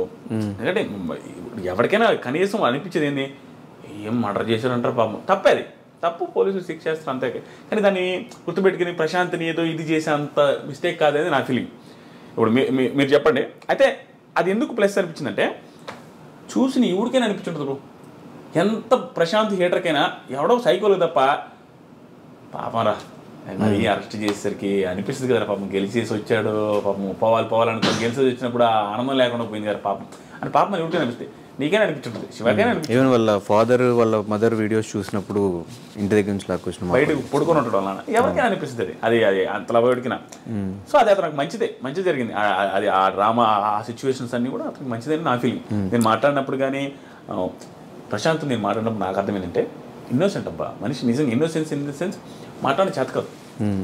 ఎందుకంటే ఇప్పుడు ఒక్కొక్కరికి వొకాబులరీ అన్ని నుంచి వస్తుంది బ్రో, పెరిగిన నేచర్ని బట్టి వస్తుంది. ఎక్కడ పెరిగామో దాని తగ్గట్టు ఆ మాటలు ఆ ఇది వస్తుంది. ప్రశాంత్ పల్లెటూరు నుంచి వచ్చిన పర్సనాలిటీ, పెద్దగా మాటలు రావు, మాట్లాడడమే ఎక్స్ప్రెస్ చేయలేడు. అంతకుమించి మిగతా అంతా ఓకే మనిషి. నేను మాట్లాడిందంటే నాకు అర్థమైంది, ఒకసారి 2 సార్లు మాట్లాడినా బాగానే ఉన్నాడు. ఒక్కొక్క సిచ్యువేషన్ బట్టి కూడా మనిషి ఆ క్రౌడ్ని చూసి అది ఇది ఓవర్ ఎగ్జైట్ అయి ఉంటాడు, అంతకుమించి ఏం లేదు. అండ్ శివాజీ గారు రీసెంట్గా బయటకు వచ్చిన తర్వాత ఒక ఇంటర్వ్యూలో ఒక మాట అన్నారు, బిగ్ బాస్ తనకి ఇష్టమైన వాళ్ళని నేను గారెలు చేసినా కూడా నన్ను పట్టించుకోలేదు, ఒక పర్సన్ ఉన్నాడు, ఆ పర్సన్ లేపుతానే ఉన్నాడు సీజన్ అయ్యే వరకు, నువ్వు అది చేసావు ఇది చేసావు, ఆ పర్సన్ అమర్, అందరికి క్లారిటీ. సో ఆ ఒక పర్టికులర్ ఇంటర్వ్యూ ఆ బిట్ మీద వాట్ ఈస్ యువర్ ఒపీనియన్? నిజంగానే ఒక ఫేవరిజం ఉంటుందా బిగ్ బాస్లో కంటెస్టెంట్ మీద? ఫేవరిజం ఉంటుందా అంటే బిగ్ బాస్ స్క్రిప్టెడ్ కాదు బ్రో. ఈ పాయింట్కి డైరెక్ట్గా ఆన్సర్ వస్తుంది. బిగ్ బాస్ స్క్రిప్టెడ్ కాదు, కానీ ఒక షో పెట్టినప్పుడు ఇంటర్వ్యూ స్క్రిప్టెడ్ కాదు మంది. కానీ ఇంటర్వ్యూ ఇంట్రెస్టింగ్ ఉండడం కోసం మీరు ముందే ప్రిపేర్ చేసుకుంటారు క్వశ్చన్లు. దాన్ని స్క్రిప్టెడ్ అంటే ఎట్లా నాకేం చెప్పరు. అయినప్పటికీ కూడా దాన్ని ముందే చెప్పేశారు, ముందే రాసుకున్నారు. అంటే ఇంటర్వ్యూ బాగా రావడం కోసం ప్రిపరేషన్ జరుగుతుంది చూసారా. దీన్ని ఎలాగైతే ఈ ప్రిపరేషన్ అంటారో ఆ షో బాగుండడం కోసం వాళ్ళకు కొన్ని ప్రిపరేషన్స్ ఉంటాయి. ఎలాంటివి? సో ఏ టైంలో ఏ టాస్క్లు పెట్టాలి, ఎవరి మధ్యలో ఏ గ్రూప్ని ఏ టీంలో వేసేయాలి, అవన్నీ ఆ ప్రిపరేషన్స్ ఉంటాయి. అవి స్క్రిప్టెడ్ అని ఫీల్ అవుతారు జనాలు. అవి స్క్రిప్టెడ్ కాదు, జస్ట్ జనాలకు ఇంట్రెస్టింగ్ ఉండడం కోసం ప్రిపరేషన్. ఆ టైంలో నాకు ఆదిరెడ్డికి ధనుష్కి గొడవ రావాలి అనుకుంటే ఏ టాస్క్ పెడితే వస్తుందో అనేది ప్లాన్ చేస్తారు. అది వర్కౌట్ అవ్వచ్చు, అవ్వకపోవచ్చు, ఒక్కోసారి అవుతుంది, ఒక్కోసారి అవ్వదు. అలాగే అమర్ని లేపాలి అనుకున్న సిచ్యువేషన్స్ ఉంటాయి, శివాజీ గారిని లేపాలన్న సిచ్యువేషన్స్ ఉంటాయి. ఆ టైంలో అమర్ ఫ్యాన్స్కి శివాజీ గారిని ఏదైనా ఎంత లేపుతున్నారు అని అనిపించుంటుంది. అమర్ని లేపినప్పుడు శివాజీ గారి ఫ్యాన్స్, బల్ల ప్రశాంత్ ఫ్యాన్స్ కూడా అలాగే అనిపిస్తుంది. చూసే పర్సెప్షన్ మనకు వేరు, కానీ వాళ్ళకి అందరూ ఒకటే. నేను ఇన్ని చెప్పినా అది నమ్మరు. నేను బిగ్ బాస్కి వెళ్ళి వచ్చిన, నన్ను కూడా బిగ్ బాస్ తొక్కి పెట్టి నారదీసి నాకు సార్ తిట్టించారు. కోపం ఉండాలిగా, వాళ్ళ పరిస్థితి నేను అర్థం చేసుకుంటా అంతే. ఎందుకంటే నేను నాకు అర్థమైపోయింది క్లారిటీ, బిగ్ బాస్ మీద క్లారిటీ వచ్చింది బ్రో. వాళ్ళు ఎందుకు ఏది చేస్తారనేది ఒక క్లారిటీ. కానీ జనాలకు అది అవసరం లేదు. వాళ్ళు జడ్జి చేసేది కరెక్టే, వాళ్ళకి అనిపించిన పాయింట్ ఆఫ్ వ్యూ మనకు అక్కడే షోలో చూస్తే అట్ట అనిపిస్తుంది. దీనికి అంత పొగడాలా, దీనికి అంత తిట్టాలా, శివాజీ గారిని అమర్ని 5 వారాలు తిట్టాలా అంటే ఏ యాంగిల్ వాళ్ళు అనుకుంటానే ఉంటారు. కానీ వాళ్ళ యాంగిల్ వేరేగా ఉంటుంది. వాంటెడ్గా చేరు, వాళ్ళు వాంటెడ్గా చేశారంటే అమర్ని లేపాలని చూసారంటే సింపుల్ లాజిక్ బ్రో. చిన్న పాయింట్, ప్రశాంత్ని మెడపట్టుకుని తోసాడు, అవునా? ఆ సీన్ కట్ చేస్తే అయిపోలే, అది ఎన్ని సెకండ్లు బ్రో? 5 సెకండ్లు బిట్టు తోసేది. 5 సెకండ్లు బిట్టు తోసేస్తే అది ఎడిటింగ్లో లేపేస్తుంటే అయిపోయేది కదా, ఇది లేపలేదే. సో వాళ్ళు కావాలంటే ప్రతి చోట పాజిటివ్ చేయొచ్చు ఏ పర్సన్ అయినా, ప్రతి చోట నెగిటివ్ చేయొచ్చు ఏ పర్సన్ అయినా, కొంచెం ఎడిటింగ్ స్కిల్స్ని చూపించి. అట్లా ఏం చేయరు బ్రో. ఇంట్రెస్టింగ్ ఉండడం కోసం ఒక్కోసారి ఆ డ్యూరేషన్ సెట్ చేయడం కోసం అట్ట ఇట్ అవుతుంది తప్ప వాంటెడ్గా చేయరు. ఎవరు గెలిస్తే వాళ్ళకి ఏం పోయేదేం లేదు. మనకు అలా అనిపిస్తుంది, అనిపించడం మనం కూడా చేయొచ్చు. నేను కూడా అన్నా చాలాసార్లు వీళ్ళ ఫేవర్ వాళ్ళ ఫేవర్ అని అది అంటా ఉంటాం, కానీ వాళ్ళు చేయరు నాకు తెలిసినంత వరకు. కానీ బయటకు వచ్చాక ఏ ఒక్క కంటెస్టెంట్కి కౌశల్ లాంటి అంత పెద్ద స్టార్ హీరోకి వచ్చినంత క్రేజ్ వచ్చింది ఆ టైంలో. ఈరోజు కౌశల్ ఎక్కడ కనిపించట్లేదు. ఈరోజు సినిమా రిలీజ్ అవుతుంటే ఎంతమంది చూస్తారో తెలియదు, థియేటర్స్ రావట్లేదు, అలాంటి సిచ్యువేషన్కి వచ్చేస్తున్నారు అందరూ. ఈ బిగ్ బాస్ నుంచి బయటకు వచ్చాక ఫేమ్ ఎందుకు నిలబెట్టుకోలేకపోతున్నారు కంటెస్టెంట్స్? నాకు అనిపించింది జెన్యూన్గా చెప్పమంటారు బ్రో. చెబితే ఓవర్ అనుకుంటారేమో. అందరూ చేస్తున్నది, అందరు కాదు 90% బిగ్ బాస్ కంటెస్టెంట్స్ బయటకు వచ్చిన చేస్తుంది. వాళ్ళు ఓవర్ థింక్ చేసుకుంటున్నారు. Over think in the sense వాళ్ళని ఓవర్ పొజిషన్లో చూసుకుంటున్నారు. వాళ్ళు నేను ఇంక ఇది కాదు వేరే అనే ఫీలింగ్లోకి వస్తున్నారు. అంటే ఎగ్జాంపుల్, సీరియల్ వెళ్ళేటప్పుడు సీరియల్ యాక్టర్ రాగానే సినిమా యాక్టర్ అవ్వాలనుకుంటారు. సీరియల్ను ఓన్లీ సినిమాలు చేద్దాం ఆ యాంగిల్ థింక్ చేస్తున్నారు ఎక్కువ మంది. దానివల్ల సీరియల్కి దూరం అయిపోతారు. సినిమాలు ఒకటి వస్తాయి, ఇంకా అతను తాగిపోతే సీరియల్కి రావాలంటే నామోషి తక్కువ, నామోషి ఉంటుంది. ఒకవేళ సీరియల్కి వచ్చినా కూడా కొంచెం ఓవర్ పాపులారిటీ ఏంది, ఇప్పుడు సీరియల్లో చూస్తే ఎట్లా ఉంటుందో కొంచెం దానికి సరిపోడేమో అనే ఫీలింగ్ వస్తుంది వీళ్ళకి. ప్లస్ రెమ్యూనరేషన్ వాళ్ళు యాక్సెప్ట్ చేయలేరు, ఎందుకంటే సినిమాలు చేసి వచ్చిన వాళ్ళు మళ్ళీ సీరియల్ చేయలేరు. అలా నువ్వు చేసింది నువ్వు ఏదైతే అంతకుముందు చేస్తున్నావో అది చేస్తే నీకు ఓవర్. ఇప్పుడు అమెరికాలో చేస్తే జాబ్ ఎలా ఉంటుంది, ఇండియాలో చేస్తే జాబ్ ఎలా ఉంటుంది? అమెరికాలో 10 లక్షలు వచ్చిన ఒకటే, ఇండియాలో 2 లక్షలు వచ్చిన ఒకటే, 1 లక్ష వచ్చిన ఒకటే. సో ఇక్కడే ఉంటుంది కదా. ఇప్పుడు ఊళ్ళో వాళ్ళు పొగుడుతుంటారు, రెస్పెక్ట్ ఎక్కువ ఉంటుంది. అదే సీరియల్లో యాక్టింగ్ చేసేవాడు వెళ్ళేసి వచ్చి మళ్ళీ సీరియల్ చేస్తే బీభత్సమైన రెస్పెక్ట్ ఉంటుంది. తోపు. ఇప్పుడు మానస్ ఏమైంది? టాప్. మానసు ఇప్పుడు భయంకరమైన టాప్ కదా ఇప్పుడు బ్రహ్మముడితో. సో అలా వస్తుంది. కానీ వేరే రకంగా థింక్ చేస్తారు. ఇప్పుడు ఎగ్జాంపుల్కి నా కెరీర్ బాగుందా లేదా, బిగ్ బాస్ ముందు బిగ్ బాస్ తర్వాత ఇంకెక్కువ సంపాదిస్తాను, సబ్స్క్రైబర్లు వచ్చారు, ఇప్పుడు బయటకు వచ్చిన తర్వాత కానీ ఎంత బాగుంది. ఎందుకుంది? నేను వచ్చిన తర్వాత ఏం చేసిన? Bigg Boss reviews. అంతకుముందు ఏం చేసిన? Bigg Boss reviews. భయపడి రివ్యూస్ చేస్తే తిడతారనో, రివ్యూస్ చేస్తే ఏమంటారో అనేది ఏం లేదు. నా కెరీర్ మళ్ళీ అదే చేశా కాబట్టి సక్సెస్ అయినా. సో నాకు అనిపించింది వాళ్ళు ఓవర్గా థింక్ చేసుకుని చాలా మంది ఇది కాదు ఇంకొకటి చేద్దాం అనేసి వెళ్ళిపోయి అది ఏది కాకుండా అవుతున్నారని నాకు అనిపిస్తుంది బ్రో నిజంగా. కానీ సీజన్ 7 బజ్ ఎందుకు చేయనన్నారు మీ దాకా వచ్చినప్పుడు? నా దాకా డైరెక్ట్గా రాలేదు, ఇండైరెక్ట్గా వచ్చింది. ఇండైరెక్ట్గా అంటే నేను ఒప్పుకోననే ఫీలింగ్ వాళ్ళకి ఉండింది.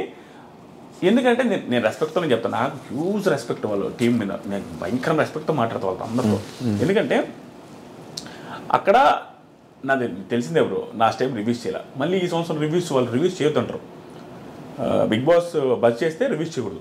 సో 2 సంవత్సరాలు రివ్యూస్ చేయకపోతే మీకు తెలుసు యూట్యూబర్గా ఎత్తిపోతుంది ఛానల్ మొత్తం, ఇంకా ఎంత చేసినా వ్యూస్ రావు. అలాంటప్పుడు అదొకటి. ఇంకొక రీజన్ ఏంటంటే 2 సంవత్సరాలు రివ్యూస్ చేయకపోవడం వల్ల మనకు రివ్యూస్ అంటేనే ఇష్టం. నేను ఎందాక చెప్పిన వచ్చిన తర్వాత మీరు ఏదైతే చేయాలనుకుంటే అదే చేస్తే సక్సెస్ అవుతావు. నువ్వు ఈ స్థాయి పెరగాలనేసి చూసావు అనుకో, బిగ్ బాస్కి వెళ్ళి వచ్చిన వాళ్ళకి చాలా మందికి అవ్వదు, కొంతమందికి అవుద్ది, చాలా మందికి అవ్వదు. అది కూడా థింక్ చేసుకుని ఏది చేస్తానో అదే చేస్తే లైఫ్ బాగుంటుంది అనేసి అదే చేసుకున్నాను. నేను ఎక్కువ చేయట్లా. దానికి రీజన్ కూడా ఉంది బ్రో, నేను చెప్పేస్తాను అనిపించింది. దానికి రీజన్ ఏంటంటే నేను ఏందో చెప్పినట్టుగా హ్యూజ్ ప్రాబ్లమ్స్ చూసాను నేను. చూడండి, ప్రాబ్లమ్స్ కాదు, ఫ్యామిలీ స్ట్రగుల్ అయ్యేది కళ్ళ ముందు నేను చూసా. మొత్తం మా అక్క పెళ్లి కావాలంటే 1.5 లక్ష కోసం చెట్టు గారికి ఒక ఇల్లు అమ్మేసాం మేము. నేషనల్ హైవేలో ఉన్న ఇల్లు అమ్మేసాం 1,75,000కి. పెళ్ళి అవ్వాలంటే ఇల్లు అమ్మాల, నేను చదవాలంటే 1 ఎకరం అమ్మాల, బ్యానీ అమ్మాల. అలాంటి సిచ్యువేషన్ చూసా. ఏది కావాలని ఒకటి అమ్మితే వచ్చింది నాకు. అట్లాంటి సిచ్యువేషన్ చూసి వచ్చినండి. ఒక పీక్ ప్రాబ్లమ్ చూసి వచ్చిన పర్సన్, ఫ్యామిలీ బాధ్యతలన్నీ భుజాన్ని వేసుకున్న పర్సన్ ఏం చేస్తాడు బ్రో? వచ్చిన తర్వాత కెరీర్ మీద చాలా ఫోకస్గా ఉంటుంది. ఎందుకంటే నేను మళ్ళీ వెనక్కి వెళ్ళి ఫ్యామిలీని స్ట్రగుల్లో తోయాలని నాకు అసలు లేదు. కాబట్టి ఎక్స్ట్రా లేకుండా మళ్ళీ రివ్యూస్ చేసుకున్నావు. బజ్కి వస్తే మళ్ళీ రివ్యూస్ పోతే నిన్ను దేకపోతే బజ్లో వాళ్ళు అడిగిన క్వశ్చన్ అడుగుతావు, నువ్వు నెగిటివ్ అయితే నీ పర్సెప్షన్ ఉంటే నీ టాలెంట్ మీద నువ్వు ఉంటే అది వేరే ఉండొచ్చు. వేరే వాళ్ళ క్వశ్చన్స్ నువ్వు అడిగితే దానికి నువ్వు జస్టిఫికేషన్ ఇవ్వలేకపోతే నువ్వు నెగిటివ్ వేస్తే నీ కెరీర్ స్పాయిల్ అయితే నీ ఫ్యామిలీ నువ్వు చూస్తుడు. నేను నా ఫ్యామిలీ విషయంలో మాత్రం ఎక్కడ ఆయనకు అడిగాను బ్రో. నేను అనుకుంటే ఆ ఫ్యామిలీని మళ్ళీ ఆ స్థాయికి వెళ్ళకూడదు, నేను మళ్ళీ వెనక్కి వెళ్ళకూడదు. అలాగే కెరీర్ ప్లాన్ చేసుకున్నాం. అది కూడా ఒక రీజన్. ఇంకో రీజన్ కూడా అనిపించింది నాకు, మేబీ బజ్కి తక్కువ డబ్బులు వస్తాయి, రివ్యూస్ చెప్పుకుంటే ఇంకెక్కువ డబ్బులు వస్తాయి. అది కూడా రీజన్. అది మెయిన్ రీజన్ కాదు, డబ్బులు పెద్ద పట్టించుకుందని ఇది అది కూడా మెయిన్ రీజనేలే. ఎందుకంటే ఫ్యామిలీ గురించి ఆలోచించాను. మళ్ళీ వెనక్కి వెళ్తామేమో, లేదు ఓవర్ యాక్షన్ చేసి మనకి సెట్ కాకపోవచ్చు, బజ్జు ఓవర్ యాక్షన్ ఎందుకు చేసుకుని లైఫ్ స్పాయిల్ చేసుకుని నాకు ఆ రోజులు గుర్తు చేసుకుని భయం, బాధ భయం వేస్తుంది బ్రో. ఏంది బ్రో అసలు? నేను చెప్తాను, నేను చెబితే నాకు ఒకసారి అనిపిస్తుంది, నేను ఫిష్ తిన్నాను, ప్రాన్స్ తిన్నాను, మటన్ తిన్నాను. నాకు తెలియదు, ఎందుకంటే చిన్నప్పుడు తెచ్చేది మా ఇంట్లో, నిజంగా తెచ్చేది. ఫిష్, ప్రాన్స్, మటను మా ఇంట్లో ఎక్కువ తేరు, ఎక్కువగా అసలు తెచ్చినట్టు నాకు అసలు గుర్తులేదు. కాబట్టి నాకు అది అలవాట్లేదు, ఆ టేస్ట్ తెలియదు. కాబట్టి మటన్ స్మెల్ అంటే అమ్మ అది కంపురా అంట. ఎందుకంటే నాకు పడదు, ఎందుకంటే చిన్నప్పుడు తిని అలవాటు అయితే అది మనకు అలవాటు అవుతుంది. ఆ పొజిషన్ నుంచి వచ్చి ఏదైనా మనకు రావాలంటే చాలా కష్టపడి రోజు లేదు. కానీ నేనైతే బిల్డప్పే ఆ రోజు ఖర్చు పెట్టేవాడిని ఓవర్గా, గాలిగా. కానీ నా దగ్గర మా ఇంట్లో వాళ్ళ దగ్గర లేదు, పీడించుకొని ఖర్చు పెట్టేది. కానీ ఈరోజు ఆ ప్రాబ్లమ్స్ మళ్ళీ చూడాలంటే భయం. నేను చాలా జాగ్రత్తగా ఉంటావు, భయంగా ఉంటావు. రెవెన్యూ ఇప్పుడున్న యూట్యూబర్స్ అందరికంటే, రివ్యూస్ ఇచ్చే అందరికంటే మీకే ఎక్కువ రెవెన్యూ వస్తుంది. అండ్ అందరూ మీ రివ్యూస్ ఎక్కువ మంది చూస్తున్నారు మిగతా వాళ్ళతో కంపేర్ చేసి, వ్యూవర్షిప్ పరంగా కానీ మిగతా అంతే. ఇదన్నిటికీ రీజన్ ఏంటి? బిగ్ బాస్కి వెళ్ళి రావడమా? అంతే బ్రో, అది మెయిన్ రీజన్ అయ్యి ఉండొచ్చు. కానీ అంతకుముందు కూడా నాకు ఎక్కువ పోయాయి బాగానే. బిగ్ బాస్కి వెళ్ళి రావడం వల్ల ఫ్యామిలీ ఆడియన్స్ కనెక్ట్ ఇంకొంచెం వస్తున్నాయి. దాంతోపాటు ఏంటంటే బ్రో, నాది నెల్లూరు స్లాంగ్ కొంచెం జనాన్ని కనెక్ట్ చేస్తేమో అనుకుంటా. దాంతోపాటుగా నేను నార్మల్గా మాట్లాడేస్తా బ్రో, ఇంకా దానికి స్క్రిప్ట్ అనుకోవడం ఏముండదు. నాకు అనిపించింది మాట్లాడతా. ఒకసారి అయితే కన్ఫ్యూజ్ అయ్యి వెనక్కి వెళ్ళి ముందుకు వచ్చి ఏదైతే చేస్తుంది అది మాట్లాడగా చేయను, నాకు తెలియకుండా వచ్చేస్తుంది. ఎందుకంటే సింగిల్ టేక్ వేసేస్తా ఉంటా. మేబీ అది ఆ న్యాచురాలిటీ నచ్చిందేమో. ప్లస్ అన్ని పాయింట్స్ టచ్ చేస్తా, న్యూట్రల్గా చెప్తాను, ఒకరినే చెప్పను, ఒకరినే ఇదేం కాకుండా మోస్ట్లీ నేను నాకు తెలిసిన వాళ్ళు పోయినా కూడా నేను పాజిటివ్ చెప్పాలని నెగిటివ్ చెప్పాలని ఏముండదు, నాకు అనిపించింది చెప్పేస్తాను జెన్యున్గా. దానికోటి ఫ్యామిలీ ఆడియన్స్ బిగ్ బాస్ వాళ్ళు కనెక్ట్ ఉన్నారు కాబట్టి దేవుడి దేవల్ల బిగ్ బాస్కి వెళ్ళి కూడా నెగిటివ్ కాకుండా వెరీ పాజిటివ్ బయటకు రావడం వల్ల జనాలకి నా క్యారెక్టర్ కూడా నచ్చింది చాలా మందికి బిగ్ బాస్ హౌస్లో. ఎందుకంటే నేను అంతకుముందు ఎవరికి తెలియదు బ్రో, నేను ఎలా ఉంటానో తెలియదు. అక్కడికి వెళ్ళిన తర్వాత ఇంత ఒబీడియంట్గా ఉన్నాడు, ఇంత సైలెంట్గా ఉన్నాడు మనిషి, మనం అనుకున్న దానికంటే రివ్యూస్లో చూసి జడ్జ్ చేస్తాం కానీ మనోడిని అన్నాడు అది ఇదని, మనిషి బాగానే ఉన్నాడు కదా, మంచిగా ఉన్నాడు, బాగా ఆడాడు అనే ఫీలింగ్ ఉంది. అది ఆ పాజిటివ్ కూడా నాకు వర్కౌట్ అయింది. దానివల్ల రివ్యూస్ బీభత్సం. నేను లాస్ట్ టైం కంటే కూడా డబల్ వ్యూస్ అన్నిట్లో, అన్ని రకాల డబల్ వచ్చింది. కానీ సీజన్ 5, 4, 3 అండ్ నాన్ స్టాప్ వీటిలన్నిటికీ మీరు రివ్యూస్ ఇచ్చినప్పుడు మీకు వచ్చిన రెమ్యూనరేషన్ యూట్యూబ్ నుంచి ఎక్కువ, కానీ బిగ్ బాస్ హౌస్కి వెళ్ళి వచ్చినా కూడా బిగ్ బాస్ నుంచి వచ్చిన రెమ్యూనరేషన్ చాలా తక్కువ. అయినా కూడా బిగ్ బాస్కి ఎందుకు వెళ్ళారు, రివ్యూస్ చెప్పుకోవచ్చు కదా అదే ఇయర్ కూడా, ఎందుకంటే మీకు డబ్బులు అంటే చాలా ఇంపార్టెంట్ కాబట్టి రివ్యూస్ చెప్పుకుంటే అయిపోయేది కదా, ఎందుకు బిగ్ బాస్కి వెళ్ళారు? అవును బ్రో, అదేంటంటే ఆ టైం ఎట్లా ఉండిందంటే ఇది చాలా కంట్రవర్షియల్. అంటే ఇప్పుడు ఏమైందంటే ఆ టైంలో వాళ్ళు నన్ను అడిగినప్పుడు మనకి ఎట్లా ఉంటుంది బ్రో, రివ్యూస్ చేస్తున్నాము బిగ్ బాస్కి వెళ్ళాలని ఎవరికైనా ఉంటుంది బ్రో, రివ్యూస్ చేసేవాడు ప్రతి ఒక్కరికి బిగ్ బాస్కి వెళ్ళాలని ఉంటుంది. అది ఇది గెలవాలనే పాయింట్ కంటే అది ఎలా ఉంటుందో చూడాలని ఎక్సైట్మెంట్ అందరికీ ఉంటుంది. కానీ నెగిటివ్ అవుతావేమో, ఇందాక మీరు బజ్కి ఎలా భయపడ్డారు, ఒకవేళ బిగ్ బాస్కి వెళ్ళొచ్చిన తర్వాత నేను రివ్యూస్ చెప్తే ఆ రివ్యూస్ ఎలా తీసుకుంటారు ఆడియన్స్, అరే నువ్వు కూడా వెళ్ళావు కదా హౌస్లోకి. పోసుకున్నా బ్రో, వెళ్ళేటప్పుడు పోసుకున్నా, చాలా రోజులు ఆలోచించా. ఏది వాళ్ళకి వెళ్ళాలనే ఉద్దేశంతో ఇంటర్వ్యూలో నేను వచ్చేస్తాను, నాకు ఏ సంబంధం నేను వచ్చేస్తాను అని చెప్తున్నాను. కానీ ఓ మూలలో భయం, నేను సెలెక్ట్ అవుతున్నాను, సెలెక్ట్ అయ్యానని మెయిల్ వస్తుంది మీరు రెడీ అవ్వచ్చు అని చెప్పినప్పుడు కూడా నో చెబుదామనే ఫీలింగ్ కూడా ఉండింది 50 to 60%. ఎందుకంటే అవన్నీ ఆలోచుకున్నా, ఒరే ఒకవేళ నేను ఫిజికల్గా స్ట్రాంగ్ కాదు అలా లోపలికి వెళ్ళిన తర్వాత ఆడినా, కానీ నాకు భయం. ప్లస్ భయంకరమైన ఇంట్రోవర్ట్ నేను, అమ్మాయిలు ఫేసే చూడను. నేను అసలు అమ్మాయిలు నాకు ఎదురుకుంటే మనం ఫేస్ చూస్తుంటే వాళ్ళు ఇంకేదైనా తప్పుగా అనుకుంటారు ఏమనేసి నేను చూడను, ఇలా అన్నాం ఇలా మాట్లాడుతూ ఉంటాను. అలాంటి పర్సన్ నేను అక్కడికి వెళ్ళిన తర్వాత వాళ్ళతో మాడకపోతే ఇంకెట్ట వర్కౌట్ అవుద్దని నాకు తెలుసు, నేను నెగిటివ్ అయిపోతాను, కెరీర్ స్పాయిల్ అవుద్దాను భయపడి. కానీ ఒక మూలలో బిగ్ బాస్ మీద నేను ఇష్టం డామినేట్ చేసేసింది బ్రో. మన వీక్ ఉండి వచ్చినా చాలు, తర్వాత మళ్ళీ రివ్యూస్ ఏదో ఒకటి చేసి నా తప్పులన్నీ ఒప్పేసుకుందాం, నేను నా వల్ల కాదు, నేను ఓన్లీ రివ్యూస్లో పని చేస్తాను, నేను ఆడలేను అని చెప్దాం అనుకున్నాను. నా వల్ల కాదులే, ఏముంది మన చేతుల్లో లేదని, కానీ 1 వీక్ అయినా ఉండేసి వద్దాం అనేసి గట్టిగా అనుకున్నాం. అంటే అదొక సక్సెస్లా ఫీల్ అయ్యా. ఏమరా రివ్యూస్ చెప్పినాము, మేము బిగ్ బాస్కి వెళ్ళొచ్చాము, మాకు ఊరికే వస్తుంది బిగ్ బాస్ ఛాన్స్ అనే ఫీలింగ్ ఉంటుందా అనే ఫీలింగ్లో ఉన్నా. కానీ ఆ భయం అయితే ఉండింది. కానీ అక్కడికి వెళ్ళిన తర్వాత ఏంటంటే నువ్వు 1 వీక్ ఉంటే బ్రో బిగ్ బాస్ హౌస్లో భయంకర కాన్ఫిడెన్స్ వస్తుంది. తెలియకుండా నేను ఆంజనేయ స్వామి దూరినంత, అంటే బలం లేనివాడు కాడ కూడా బలం వస్తుంది, బలపరిచిన తిట్టాడు అట్లా వస్తుంది. ఎందుకంటే అక్కడ కాన్ఫిడెన్స్ వచ్చేస్తుంది మనకి. ఇప్పుడు ఇంకా బాగా ఏదో డౌన్ నుంచి వస్తుంది చూసినా, వాడికి వచ్చే కాన్ఫిడెన్స్ వేరే, ప్రశాంత్ లాగా నాకు వచ్చినట్టుగా. ఏం తెలుసా, ఆడికి అది పెద్ద ఛాన్స్, వాడికి పోయేదిలే ఇంకేమి, 2వ వారానికి వచ్చేసిన పోయేదేమిలే, 3వ వారానికి వచ్చేసిన పోయేదిలే. ఎందుకంటే వాడికి అది అంతా బోనస్సే, ఏదొచ్చినా బోనస్సే. 1 వీక్లో వెళ్ళిపోతే ఆదిరెడ్డి 1 వీక్లో వస్తే ఎవడు కూడా ఫీల్ అవుతాడు, షాక్ అయ్యేదేముంది, ఆదిరెడ్డికి ఏముందిరా 1 వీక్లో వస్తాడు, వాడికి నెగిటివ్ అందరినీ అన్నాడు రావాడు అనుకుంటాం. ఆ కాన్ఫిడెన్స్ ఉండేది కాబట్టి మనకు పోయేది ఏమిలే అని కొంచెం హ్యాపీ. ఇంక వచ్చే వారాలను బోనస్ అని స్ట్రగుల్ లేకుండా, స్ట్రెస్ లేకుండా ఆడే. కానీ ఒక రివ్యూవర్గా మీరు హౌస్లోకి వెళ్ళినప్పుడు మీతో పాటు ఉన్న మిగతా రివ్యూవర్స్ అందరూ బయట నుంచి నెగిటివ్ రివ్యూస్ ఇచ్చారు మీ మీద చాలా ఎపిసోడ్స్. సో అవన్నీ మీరు యాక్సెప్ట్ చేస్తారా? యాక్సెప్ట్ చేయను, నేను యాక్సెప్ట్ చేయను. అలాగే ప్రతి కంటెస్టెంట్ కూడా వచ్చిన తర్వాత యాక్సెప్ట్ చేయను, నేను చేయను. అలాగే ప్రతి కంటెస్టెంట్ కూడా వచ్చిన తర్వాత ఏం చేస్తాను తెలుసా, ఆ రివ్యూవర్ ఈ రివ్యూవర్ అట్లా చేశారంటారు, నేను ఆ పాయింట్ కాదు, నా పర్సెప్షన్ వేరే అంటాడు. నిజం, అది నా పర్సెప్షన్ నిజంగానే వేరే. అక్కడికి వెళ్ళి ఏ కంటెస్టెంట్ తప్పు చేయడు బ్రో, ప్రతి దానికి జస్టిఫికేషన్ వాళ్ళ దగ్గర ఉంటుంది. కానీ అవన్నీ రివ్యూవర్కి అనవసరం. అలాగే నేను రివ్యూస్ చేసేటప్పుడు కూడా అంతే, అలాగే నన్ను అనేటప్పుడు రివ్యూవర్ సిస్టమ్ కూడా అదే. ఏం తప్పు పట్టను, నిజంగా నాకు ఎవరైతే నెగిటివ్ చెప్పారో, ఎవరైతే నెగిటివ్ అన్నారో వాళ్ళ ఒపీనియన్ చెప్పారో నేను రెస్పెక్ట్ చేస్తాను, ఎందుకంటే నేను అదే చెప్పింది అందరి మీద.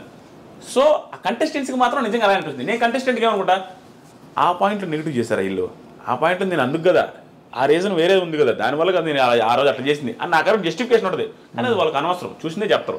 చూసింది చెప్పడంలో తప్పేం లేదు, నేను అదే తప్పు పట్టను, అదే వాళ్ళు మాట్లాడే చేశారని అన్నాను. బిగ్ బాస్కి వెళ్ళొచ్చిన తర్వాత ఒకప్పుడు నేను కొన్ని రివ్యూస్ తప్పుగా చెప్పానేమో అన్న ఫీలింగ్ వచ్చిందా? వచ్చింది బ్రో. ఎందుకంటే వచ్చింది కానీ దానికి ఏం చేయలేము బ్రో, వాళ్ళు చూపించింది చెప్పాలా. ఎక్కడ వచ్చింది చెప్పంటా, యాంకర్ రవి ఉన్నారు చూసారా. నెక్స్ట్ క్వశ్చన్ అదే, యాంకర్ రవి కేసు పెట్టాడు మీ మీద, రివ్యూవర్స్ అందరి మీద పెట్టాడు. కానీ మీరు ఒక్కళ్ళు ఎందుకు సారీ చెప్పారు? అంటే యాంకర్ రవి అంటే భయపడ్డారా కేసు పెట్టిన వెంటనే? భయం ఏం కాదు బ్రో. ఎట్లా ఉంటుందంటే నేను ఇందాక చెప్పిందే, ప్రతి ఒక్కటి ఫ్యామిలీ రిలేటెడ్ ఉంటుంది నా ఆలోచనలని. మా వైఫ్ కూడా ఫీల్ అయింది సారీ చెప్పినందుకు. ఎందుకు సారీ చెప్పడాలో, నువ్వేం తప్పు చేయలేదు కదా. వైఫ్కి ఉంటుంది కదా బ్రో, మనం తక్కువ చేసుకొని మనం దిగి చెప్పాలంటే వాళ్ళ ఫీలింగ్ ఉంటుంది. నేనేమంటానంటే మన ఫ్యామిలీ ఉంది బ్రో, ఫ్యామిలీని ఎందుకు బాధ పెట్టాలా అంటే పోయేదేముంది సారీ చెప్తే. దట్టు నేను ఫ్యామిలీకి ఎంత గౌరవిస్తానో అలాగే ఆ పర్సన్ నాకు రవీంద్ర కానీ వాళ్ళ వైఫ్ ఆవిడ మేడం కానీ చేసినప్పుడు ఏమన్నారు, మా ఇంటి వాళ్ళు బాధపడ్డారు మీరు కొన్ని మాటలకి అన్నారు. నేనేం అనిందేమిలే, బాధపడేంత మాట. కానీ వాళ్ళు బాధపడ్డప్పుడు మనం సారీ చెప్తే అన్న సారీ అన్న అంత హట్ అయ్యారా మీరు అని అట్లా చెప్పా. తర్వాత స్టోరీ పెడితే బాగుంటుంది, మనం ఎండ్ చేద్దామంటే స్టోరీ పెట్టా. అంతకుమించి భయము గీమని కాదు, ఇక్కడతో ఎండ్ చేద్దాం, ఎందుకు ఫ్యామిలీ స్ట్రగుల్ అవ్వడం అనే ఫీలింగ్తో ఎండ్ చేశా. కానీ బిగ్ బాస్కి వెళ్ళేసి వచ్చిన తర్వాత యాంకర్ రవి ఉన్నారు చూసారా, ఆయన పర్సెప్షన్ నాకు అర్థమైంది. ఇప్పుడు సారీ ఫీల్ అయ్యా. వెళ్ళొచ్చిన తర్వాత నేను మనసులో సారీ ఫీల్ అయ్యా, ఆయనతో డైరెక్ట్గా ఎప్పుడు చెప్పలే. కానీ నేనేం తప్పు చేసింది ఏమిలే రివ్యూస్లో. కానీ నాకు తెలియదు ఏం జరిగిందంటే, చిన్నది బ్రో, కొంచెం లెంత్ అయినా జనాలకు అర్థమైంది. ఇది అక్కడ ఏమైందంటే ఆ రోజు ఇష్యూ యాంకర్ రవి వాళ్ళ ఇష్యూ ఏమైందంటే, ఆయనది ఒక టాస్క్లో టీషర్ట్లు వేసుకొని సన్నీ, యాంకర్ రవి, మానసు వీళ్ళు టీషర్ట్లు వేసుకుంటా ఉండాలి స్విమ్మింగ్ పూల్కి. ఆ టాస్క్లో రవి యాంకర్ రవి అన్న సంచాలకు ఆయనకి లోపల ఏదో చెప్పాడంట బిగ్ బాస్ రూలు మార్చి, అది మనకు టెలికాస్ట్ చేయలే. అది మనకు రివ్యూవర్స్ రవి కావాలని సన్నీని ఓడించాలని ఇటు చేశాడు, కన్నింగ్ చేశారు అట్ట ఇట్ అనేసి రివ్యూస్ నెగిటివ్ చేసాం. కానీ ఆయనకి బాధ అనిపించింది ఎక్కడ తెలుసా, ఆయనకి రియాలిటీ తెలుసు లోపల ఏం జరిగిందో. ఈ నాయలకి ఏం తెలుసు అని లోపల అంత జరిగితే వీళ్ళు అంత మాట అంటారు నన్ను అనేసి ఆయన హట్ అయ్యిండు. అందుకు కేసు పెట్టాడు main one of the reasons. కానీ మాకు కాలింది, మేము ఆడు చూపించింది కదా చెప్పినమని. కానీ నేను వెళ్ళిన తర్వాత నాకు అర్థం ఏంటంటే, నిజంగానే బిగ్ బాస్ లోపలికి పిలిచినప్పుడు టాస్క్ ఎక్స్ప్లెయిన్ చేసేటప్పుడు అది రెడ్డి అర్థమైందా అనగానే బిగ్ బాస్ ఇది అర్థం కలదాం అనుకోండి, ఆ కంటైనర్లో నీళ్ళు నింపిన తర్వాత ఇలా చేయాలని ఏదో చెప్తారు ఎక్స్ట్రాది, అది మనం చూపిరు. మీకు అర్థమైంది నా పాయింట్? నువ్వు అడిగితే ఏదో చెప్తారైనా రిజల్యూషన్ చెప్తున్నా ఇట్లా చేయాలి చేయని, అది మనం చూపిరు. అప్పుడు 1 hour ఉండింది, 24/7 కూడా చూపిరు. కొన్ని 24/7 అసలు కన్ఫెషన్ అవుతుంది చూపిరు. అప్పుడు మనం ఏం చేస్తుంది తెలుసా, నెగిటివ్ అనుకుంటారు. అది నాకు అక్కడికి అర్థమైంది. యాంకర్ రవి బ్రో కూడా బయటకు వచ్చిన తర్వాత చెప్పాడు, నాకు వేరే చెప్పారా అక్కడ కన్ఫెషన్లో వీళ్ళకి అది తెలియదని. అప్పుడు అనిపించింది, ఓహో నిజమే మనకి చెప్పినట్టే. అక్కడ హౌస్లో అనిపించింది నిజమే కదా, ఆయనకు కూడా ఆ రోజు ఈ రూల్స్ అని చెప్పుంటాడేమో, ఆయన చెప్పి నిజంగానే చెప్పుంటారేమో, మనం తప్పుగా అనుకుంటామని. తప్పదు కదా, మనం చూసే చెప్తాం. బట్ ఎవరి యాంగిల్ వాళ్ళది బ్రో, వాళ్ళకి అలా బాధపడడం తప్పులేదు, మనం ఇక్కడ చెప్పింది కూడా తప్పులేదు, జరిగిపోతూ ఉంటుంది. ఆదిరెడ్డికి పొలిటికల్ సపోర్ట్ ఉందా? హౌస్లో కూడా చాలాసార్లు విన్నాము, బయటకు వచ్చాక కూడా వైఎస్ఆర్సీపీకి సపోర్ట్ అని కొన్ని వీడియోస్లో చూశాను, ట్విట్టర్లో పోస్ట్ చేయడం, ట్వీట్ చేయడం. ఏం ట్వీట్ చేశాను? Happy birthday YS Jaganmohan Reddy గారు అని. ఊరి అమ్మ నువ్వు కూడా పడుకున్నావు బ్రో, ఎంత కామెడీ అంటే రెడ్డి ఏమన్నా అదేమన్నా అదే బ్రో కావద్దు. నాకు ఏముందంటే జనాలు కొంతమంది చూస్తే ఎంత ఆశ్చర్యంగా అనిపిస్తుంది తెలుసా, అంటే ఒకడికి ఒక అంటే ఆ రైట్ కూడా ఉందా, ఒకటి విష్ చేయకూడదా, ముఖ్యమంత్రికి విష్ చేయకూడదా? స్టన్ అవుతావు. నీకు నేను స్క్రీన్ షాట్ పంపిస్తా, నువ్వు స్క్రీన్ మీద వేయాల. చంద్రబాబు నాయుడు గారు ఉన్నారు కదా, ఆయన ప్రతిపక్షంలో ఉన్నప్పుడు చంద్రబాబు గారికి నేను హ్యాపీ బర్త్డే సార్ అని పెట్టా. ప్రతిపక్షంలో ఉన్నారు ఆయన, అధికార పక్షంలో కూడా లేరు. మొన్నే లాస్ట్ ఇయర్ అనుకుంటా, సార్ హ్యాపీ బర్త్డే సార్ అని పెడితే చంద్రబాబు నాయుడు గారు నాకు రిప్లై ఇచ్చారు బ్లూటిక్ ఉండడం వల్ల. నా అదృష్టం కొద్దీ నేను మా ఊర్లో ఏనాడు పేపర్లు కూడా వేశారు, మా విలేకరులు చేసి అమ్మ నీకు చంద్రబాబు గారు ఇచ్చారని. టీడీపీ కూడా ఫోన్ చేశారు, మా పెద్ద ఆయన మీకు ఇచ్చారని. టీడీపీకి ట్వీట్ వేసినప్పుడు చంద్రబాబు గారికి జగన్కి సీఎం అయితే చేయమా బ్రో, జగన్ గారికి చేయమా? నాకు మొన్న జగన్ గారు హ్యాపీ బర్త్డే సార్ అని పెట్టా, పెడితే కింద నువ్వు కులపిచ్చిరా, నువ్వు వైసీపీ రాండ్రో.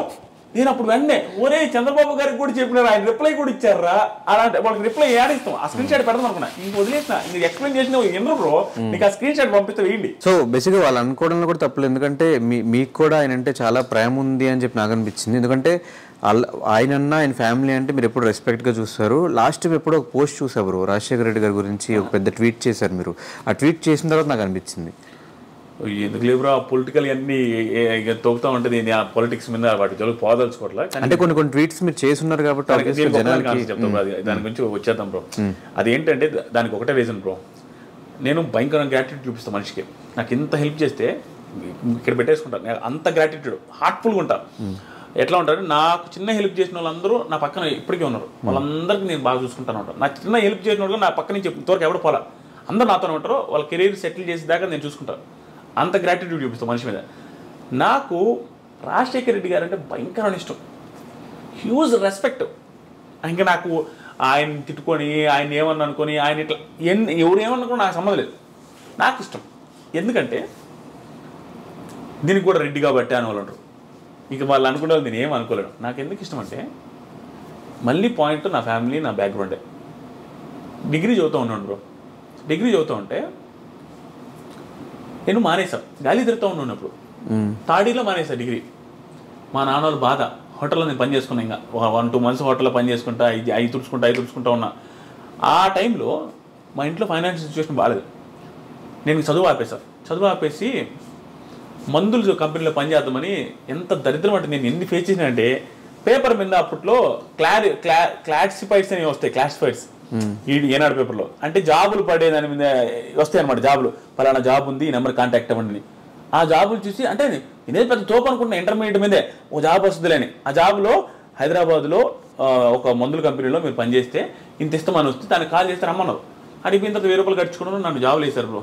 అదేదో మందులు తయారు చేసే కంపెనీలు వేసి ఒక్కరిని చూసినట్టు చూస్తారు. అందరినీ పచ్చిబుద్ధులు చుట్టేది, మెడలు పట్టుకుని తోసేది, వర్క్ చేయమని. అలాంటి దగ్గర పనిచేసిన ఒకరోజు నైట్ పనిచేసి ఇంకా ఎగురుకుండా భయపడి భయంకరంగా ఇంకా ఆ రోజుతో వెంటనే ఇంటికి వచ్చేసాను. మళ్ళీ ఒరుగుడుపాడు వచ్చి అక్కడ చదువుకుంటా అని చెప్పాను. దానికి ముందు చదువుకోరా ఎంతమంది ఏం మనిషి రా, డిగ్రీ థర్డ్ ఇయర్లో ఇంత డబ్బులు పెడితే అప్పుడు మానేసినంటే నేను చదవనని చెప్పిన. మళ్ళీ చదువుకోనాటికి చదువుతా అని చెప్పాను. నేను బీటెక్ చదువుతాను, డిగ్రీ చదవనని చెప్పిన. బీటెక్ చదువుతానంటే బీటెక్ చదవనాటికి డబ్బులు ఎక్కడ వస్తాయి? 30,000 36,000 ఉండేది అప్పుడు. 4 సంవత్సరాలకి దాదాపు 1,50,000 అంటే మా దగ్గర అంత సీన్ లేదు అప్పుడు. అప్పులు కట్టుకున్నట్టుగా లేవు. అప్పులు ₹1 మా దగ్గర వచ్చేయే మాకు సరిపోతున్నాయి. మా అన్న పెళ్ళిళ్ళకైన అప్పులు, మా అక్క పెళ్ళికైన అప్పులు తీర్చడం సరిపోతుంది. అక్కడ బ్యాంకులో లోన్స్ అసలు అట్లానే ఉన్నాయి. అలాంటి సిచ్యువేషన్లో బీటెక్ డబ్బులు పెట్టారు. అంత క్రిటికల్ సిచ్యువేషన్లో నాకు ఫీజు రీయింబర్స్మెంట్ వచ్చింది. అది ఎట్లా వచ్చిందంటే, అది అందరికీ వచ్చిందో లేదో నా అదృష్టం తెలియదు, నాకు దాని గురించి కూడా సబ్జెక్ట్ మీద నాలెడ్జ్ లేదు. ఫీజు రీయింబర్స్మెంట్ నాకు వచ్చింది. నేను ఎంసెట్ కూడా రాయాలి, అసలు సంబంధం లేదు. నాకు 8,000తో వచ్చింది బీటెక్. 8,000తో నా నియర్ బై కాలేజ్ ఇంజనీరింగ్ చేస్తే 8,000 ఇందులో 32,000 నా బీటెక్ అయిపోయింది. నాకు బీటెక్ చేసే సీనే లేదు. నేను డిగ్రీ జాయిన్ అయింది నాకు డబ్బు లేక, మళ్ళీ డిగ్రీ మానేసిన తర్వాత బీటెక్ జాయిన్ అయినా బ్రో. అందరు నా ఫ్రెండ్స్ అందరూ బీటెక్ బ్రో. నా దగ్గర డబ్బులు లేక డిగ్రీ జాయిన్ అయినా, నా పరిస్థితి బాగాలేక. అలాంటి వాడికి బీటెక్ ఎలక్ట్రికల్ ఇంజనీరింగ్ ఫినిష్ అయింది ఫ్రీగా 32,000. నాకు గ్రాటిట్యూడ్ ఉంది బ్రో. అది నీ డబ్బేరా, ఉడాలనాయాలా, నువ్వు ట్యాక్సులు కట్టట్లేదా, మీ వాళ్ళు నువ్వు కూడా ఇట్లా మాట్లాడుతావు అనొచ్చు. నా డబ్బులే అయినా కూడా నాకు ఆయన నుంచి ఆ ఆపద టైంలో వచ్చింది అనే ఫీలింగ్ వచ్చింది. ఆ ఫీజు రీయింబర్స్మెంట్ వచ్చింది కాబట్టి నాకు ఆ గ్రాటిట్యూడ్ ఉంది. ఇంకా పొలిటికల్గా ఆయన గెలవాలి ఈయన గెలవాలి అట్లాంటి ఏం లేదు. నాకు రాజశేఖర రెడ్డి గారు అంటే బీభత్సమైన గ్రాటిట్యూడ్, హెవీ గ్రాటిట్యూడ్. దానికి రీజన్ నేను చెప్పాను అంతే. సో ఈ యూట్యూబ్ రెవెన్యూస్ ఏంటి బ్రో? అంటే 39 లక్షలని ఒక స్టోరీ మంత్లీ పెడితే ఎన్ని కోట్లు 12 నెలలకి? నిజంగా ఎన్ని కోట్లు వస్తున్నాయా? 12 నెలలు కాదు బ్రో, నువ్వు కూడా ఎంత ఇట్టయితే నేనేం చెప్పాలా. నాకు వచ్చేది 3 నెలలు బ్రో. నాకు వచ్చిన నెల పేమెంట్ ఇదే అని చెప్పేసి ఒక వీడియో చూసాను నేను. ఒక నెలకి 39 లక్షలు వస్తుంటే మినిమం 30 లక్షలు వేసుకున్నా, సంవత్సరం అంతా అలాగే వస్తాయా? 3 నెలలే బ్రో. బిగ్ బాస్ రివ్యూ చేసి ఆ 3 నెలలు ఇంకా మా తర్వాత ఏముండదు, జీరో. ఆ 3 నెలలే వస్తుంది. ఆ 3 నెలలు ప్రతి నెల ఇట్లా వస్తుంది కదా. ఆ పర్టికులర్ మంత్ నాకు 39 లక్షలు వచ్చింది. మిగతా నెలలు కూడా ఎంతో కొంత వచ్చింది, బాగా వచ్చింది రెవెన్యూ, నేను ఆల్రెడీ చెప్పేశాను. కానీ ఆ 39 లక్షలే చూస్తున్నారు. కానీ ఎంత స్ట్రగుల్ బిగ్ బాస్ రివ్యూస్ అంటే, ఆ షోని 1 hour చూసేదానికే చాలా మందికి ఏం చూస్తారు 1 hour అంటారు, 24 గంటలు చూస్తారు. 24 బ్రో. చూసే జనాలకు కానీ ఎవరికైనా ఒకటే మాట, నువ్వు దేంటైనా సక్సెస్ అవ్వాలంటే బీభత్సం అని ప్యాషన్ ఉండాలి. ఏది ఆ ప్యాషన్? డబ్బు సంపాదించాలి అనేదే ఉండాలా, దీంట్లో సక్సెస్ అవ్వాలనే ఉండాలా, నువ్వు ప్రమోట్ అవ్వాలి జాబులు అనేదైనా కసి ఎక్కువ ఉండాలి. ఆ కసి ఉంటే వచ్చేస్తుంది. బిగ్ బాస్ మీద బీభత్సమైన కసి నాకు. 24 గంటలు స్కిప్ చేసుకుంటా చూస్తూ ఉంటావు బ్రో. పాయింట్ ఏదైనా వస్తే రాసుకుంటా మొబైల్లో. ఇక అదే పని రోజంతా. అంత ఎఫర్ట్స్ పెట్టుబడి వచ్చింది డబ్బులు, ఊరికే రాలా. ఆ 39 లక్షల కంటే 10 కోట్ల ఎఫర్ట్స్ పెట్టినాడా. అంత ఎఫర్ట్స్ పెట్టుబడి వచ్చినాయి. ఫ్యామిలీని మిస్ అయిన క్షణాలు కానీ, మా వైఫ్తో మాట్లాడలేదు, మా పాపతో స్పెండ్ చేయలేదు, మా నాన్నతో మాట్లాడింది లేదు, ఇంట్లోనే ఒక మూలలో కూర్చొని ఏసీలో కూర్చొని ఇంక నాన్ స్టాప్ రాసుకోండి. అంత స్ట్రగుల్ అయింది బ్రో. ఊరికి రాలా. ఎంతమంది బిగ్ బాస్ రివ్యూస్ చెప్పే వాళ్ళకు ఉన్నంత నెగిటివిటీ ఎవరికి ఉండదు. నువ్వు ఏమై చేయని పుణ్యానికి నేను అంటారు, నువ్వు జస్ట్ నీ ఒపీనియన్ చెప్పవు. అసలు ఒపీనియన్ చెప్పడం అనేది ఎవరికైనా రైట్ ఉంది. నువ్వు ఒపీనియన్ చెబితే నేను చెప్తారు. అమర్ని అంటావంటారు, ప్రశాంత్ అంటావంటారు, అందరూ అమర్కి పెయిడ్ అంటారు, ప్రశాంత్కి పెయిడ్ అంటారు, శివాజీకి పెయిడ్ అంటారు. ఓరే నాయన నాకు ఇంత డబ్బులు వచ్చింది, 39 లక్షలు వచ్చిందన్నా కూడా నన్ను పెయిడ్ అంటారు. అయితే 39 వస్తే ఎక్స్ట్రా వస్తే తీసుకో అని. ఓరే నాయన ఎక్స్ట్రా వస్తే ఎట్లా తీసుకుంటావు? ఇంత డబ్బులు వచ్చినప్పుడు 5,000 10,000కి కూడా ఆశపడతాడా? నేను ఇంకొక ఎక్స్ట్రా వీడియో చేసుకుంటే ఇంకా మళ్ళీ డబ్బులు వస్తాయి. సో అంత స్ట్రగుల్ ఉంటాయి bro Bigg Boss. Heavy tough reviews చేయడం. ఫ్యామిలీ విషయానికి వచ్చేస్తే మీ ఫ్యామిలీ వీడియోస్ అన్ని చూసినప్పుడల్లా చాలా బాగా అనిపిస్తుంది. కానీ చాలామందికి ఉండే డౌట్ ఏంటంటే ఇన్ని లక్షల డబ్బులు వస్తున్నప్పుడు ఎందుకు మీ సిస్టర్కి ఇంకా ఆపరేషన్ చేయించకుండా ఇంకా అలా వదిలేయడానికి రీజన్ ఏంటి? పెళ్లి చేయకుండా తను అలా ఉంచేయడానికి ఇంట్లో ఉంచుకోవడానికి రీజన్ ఏంటి? ఇప్పుడు చాలా మందికి ఆ క్వశ్చన్ ఉంది బ్రో. చాలా మంది అడుగుతూ ఉంటారు. నా రివ్యూస్ కవిత నగర్ బ్లాగ్స్ మా ఫ్యామిలీ బ్లాగ్స్ చూసే వాళ్ళకి కొంతమందికి అర్థమవుతుంది. కానీ చాలా మందికి అదే ఏంటి ఇంత వస్తుందని చెప్పాడు, ఇంత సక్సెస్ అవుతున్నాడు, చెల్లెలకి ఎందుకు ఐస్కి బ్లైండ్నెస్ పోవడం కోసం ఆపరేషన్ చేయించలేదని. అది అవ్వదు బ్రో. చూపించాం, మాకు స్తోమత లేనప్పుడు కూడా చూద్దాంలే వస్తుందేమనేసి నెల్లూరు హాస్పిటల్ తిరిగాము, ఒంగోలు తిరిగాము, అట్లా తిరిగి చూపించినప్పుడు ఏంటంటే అక్కడ డాక్టర్లు చెప్పింది అంటే నర్వ్స్ చిన్నవి మా చెల్లెలకి, కళ్ళు ప్రాబ్లం కాదు, కళ్ళకు వచ్చిన నర్వ్స్ చిన్నవి, ఆ నరాలు చిన్నవి అవడం వల్ల నువ్వు ఐ మార్చి నా అయ్యో నీ అయ్యో ఎవరు చేసినా ఆ ఐకి ఉండే నర్వ్స్ అక్కడ లేవు. ఇప్పుడున్న మా చెల్లెలకు ఉన్నది, మా చెల్లెలు బ్లైండ్ ఎట్లా అంటే చిన్న ఐస్ బ్రో, ఇంతే ఉంటాయి. నువ్వు ఎంత ఆ పిల్ల ఇంత తెరిచినా కూడా ఇంత తెరిచినట్టు ఉంటుంది, చాలా చిన్నవి. దానివల్ల ఏంటంటే ఆ నర్వ్స్ అట్లానే వచ్చినాయి. ఇప్పుడు పెద్దవి మారిస్తే నువ్వు దగ్గర కోట్లోనేనో లక్షలోనేనో నువ్వు బిల్డప్కి మార్చావనుకో, ఉన్న ఐసైట్ 5% ఉంటుంది. మా చెల్లెలకి ఒక కన్ను ఇలా పెట్టుకుంటే కనపడదు బ్రో, ఇక్కడ వరకే. ప్లస్ ఇంత క్లోజ్గా ఉంటే కనిపిస్తుంది. ఒక కన్ను 0, ఇంకొక కన్ను 5% కనపడుతుంది. ఇట్లా పెట్టుకుంటే కనపడుద్ది. అది కూడా కనపడద్దు అని చెప్పి ఇంట్లో ఈ విల్లాకి వస్తే మొత్తం ఒక 10 నిమిషాలు అటు ఇటు తిరిగిందంటే ఇంక నువ్వు ఏది దమ్మని తెచ్చేస్తుంది. కనపడి కాదు, అంచనాతో తెచ్చేస్తుంది. నువ్వు మధ్యలో అటు పోయినప్పుడు ఏదైనా అడ్డం పెట్టు తన్నేస్తుంది, పాపన్నా తొక్కేస్తుంది.